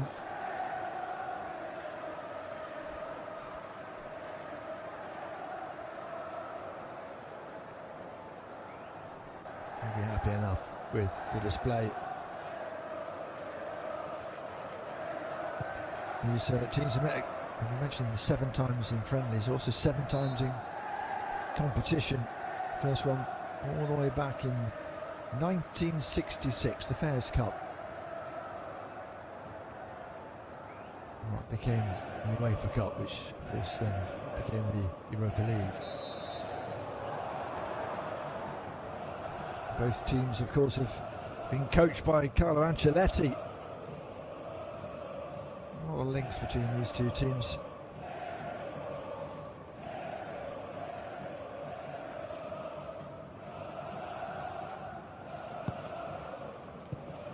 Modric. Ball down the line. A little bit too hot for Victor Eletu.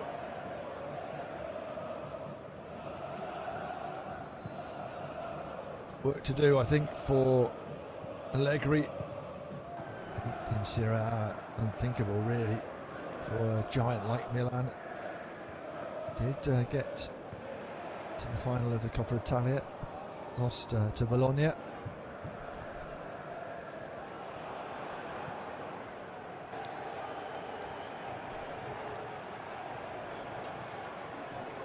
We saw Loftus-Cheek getting a round of applause. Tomari, of course, a former Chelsea man.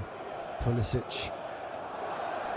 Oh, Magnan just taking his eye off the ball, so to speak, almost being made to pay, and Chelsea looking for a fourth here. Shot from distance is not quite what the Stamford Bridge faithful wanted from Asugu. The 20-year-old signed from Sporting this summer. Last season was on loan at Las Palmas. A lot of young talent coming through the Chelsea ranks, or being brought to Chelsea. Away in the end by Sia, the more recent substitutes. Asugu.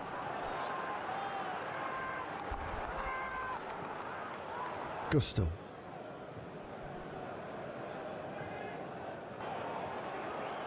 Here's the disruptor on this near side. This is Deval. Gusto with the ball in. And there.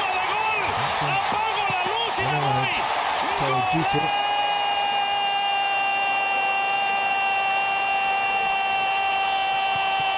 The pace has just gone out a little bit of this match, but it's been hugely entertaining for sure.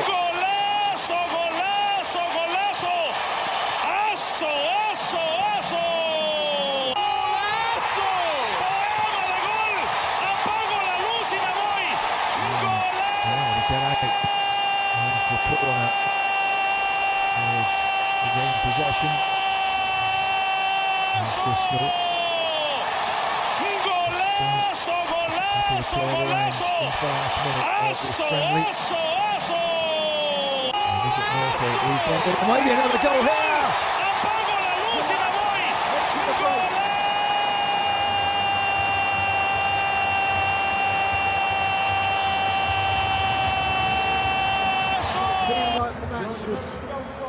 Gently plodding towards the end, but it's a fourth for Chelsea. And up with a poacher's goal.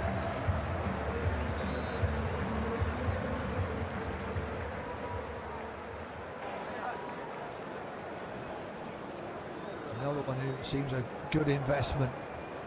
What a lovely first touch that was from Andre Santos. Great vision great skill, great finish.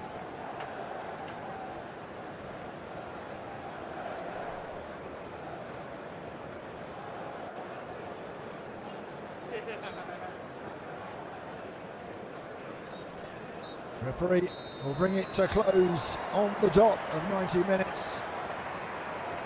It's a victory for Chelsea. 2 goals for Leon Delap. The first a penalty, the second a nicely taken strike in the last minute of the game.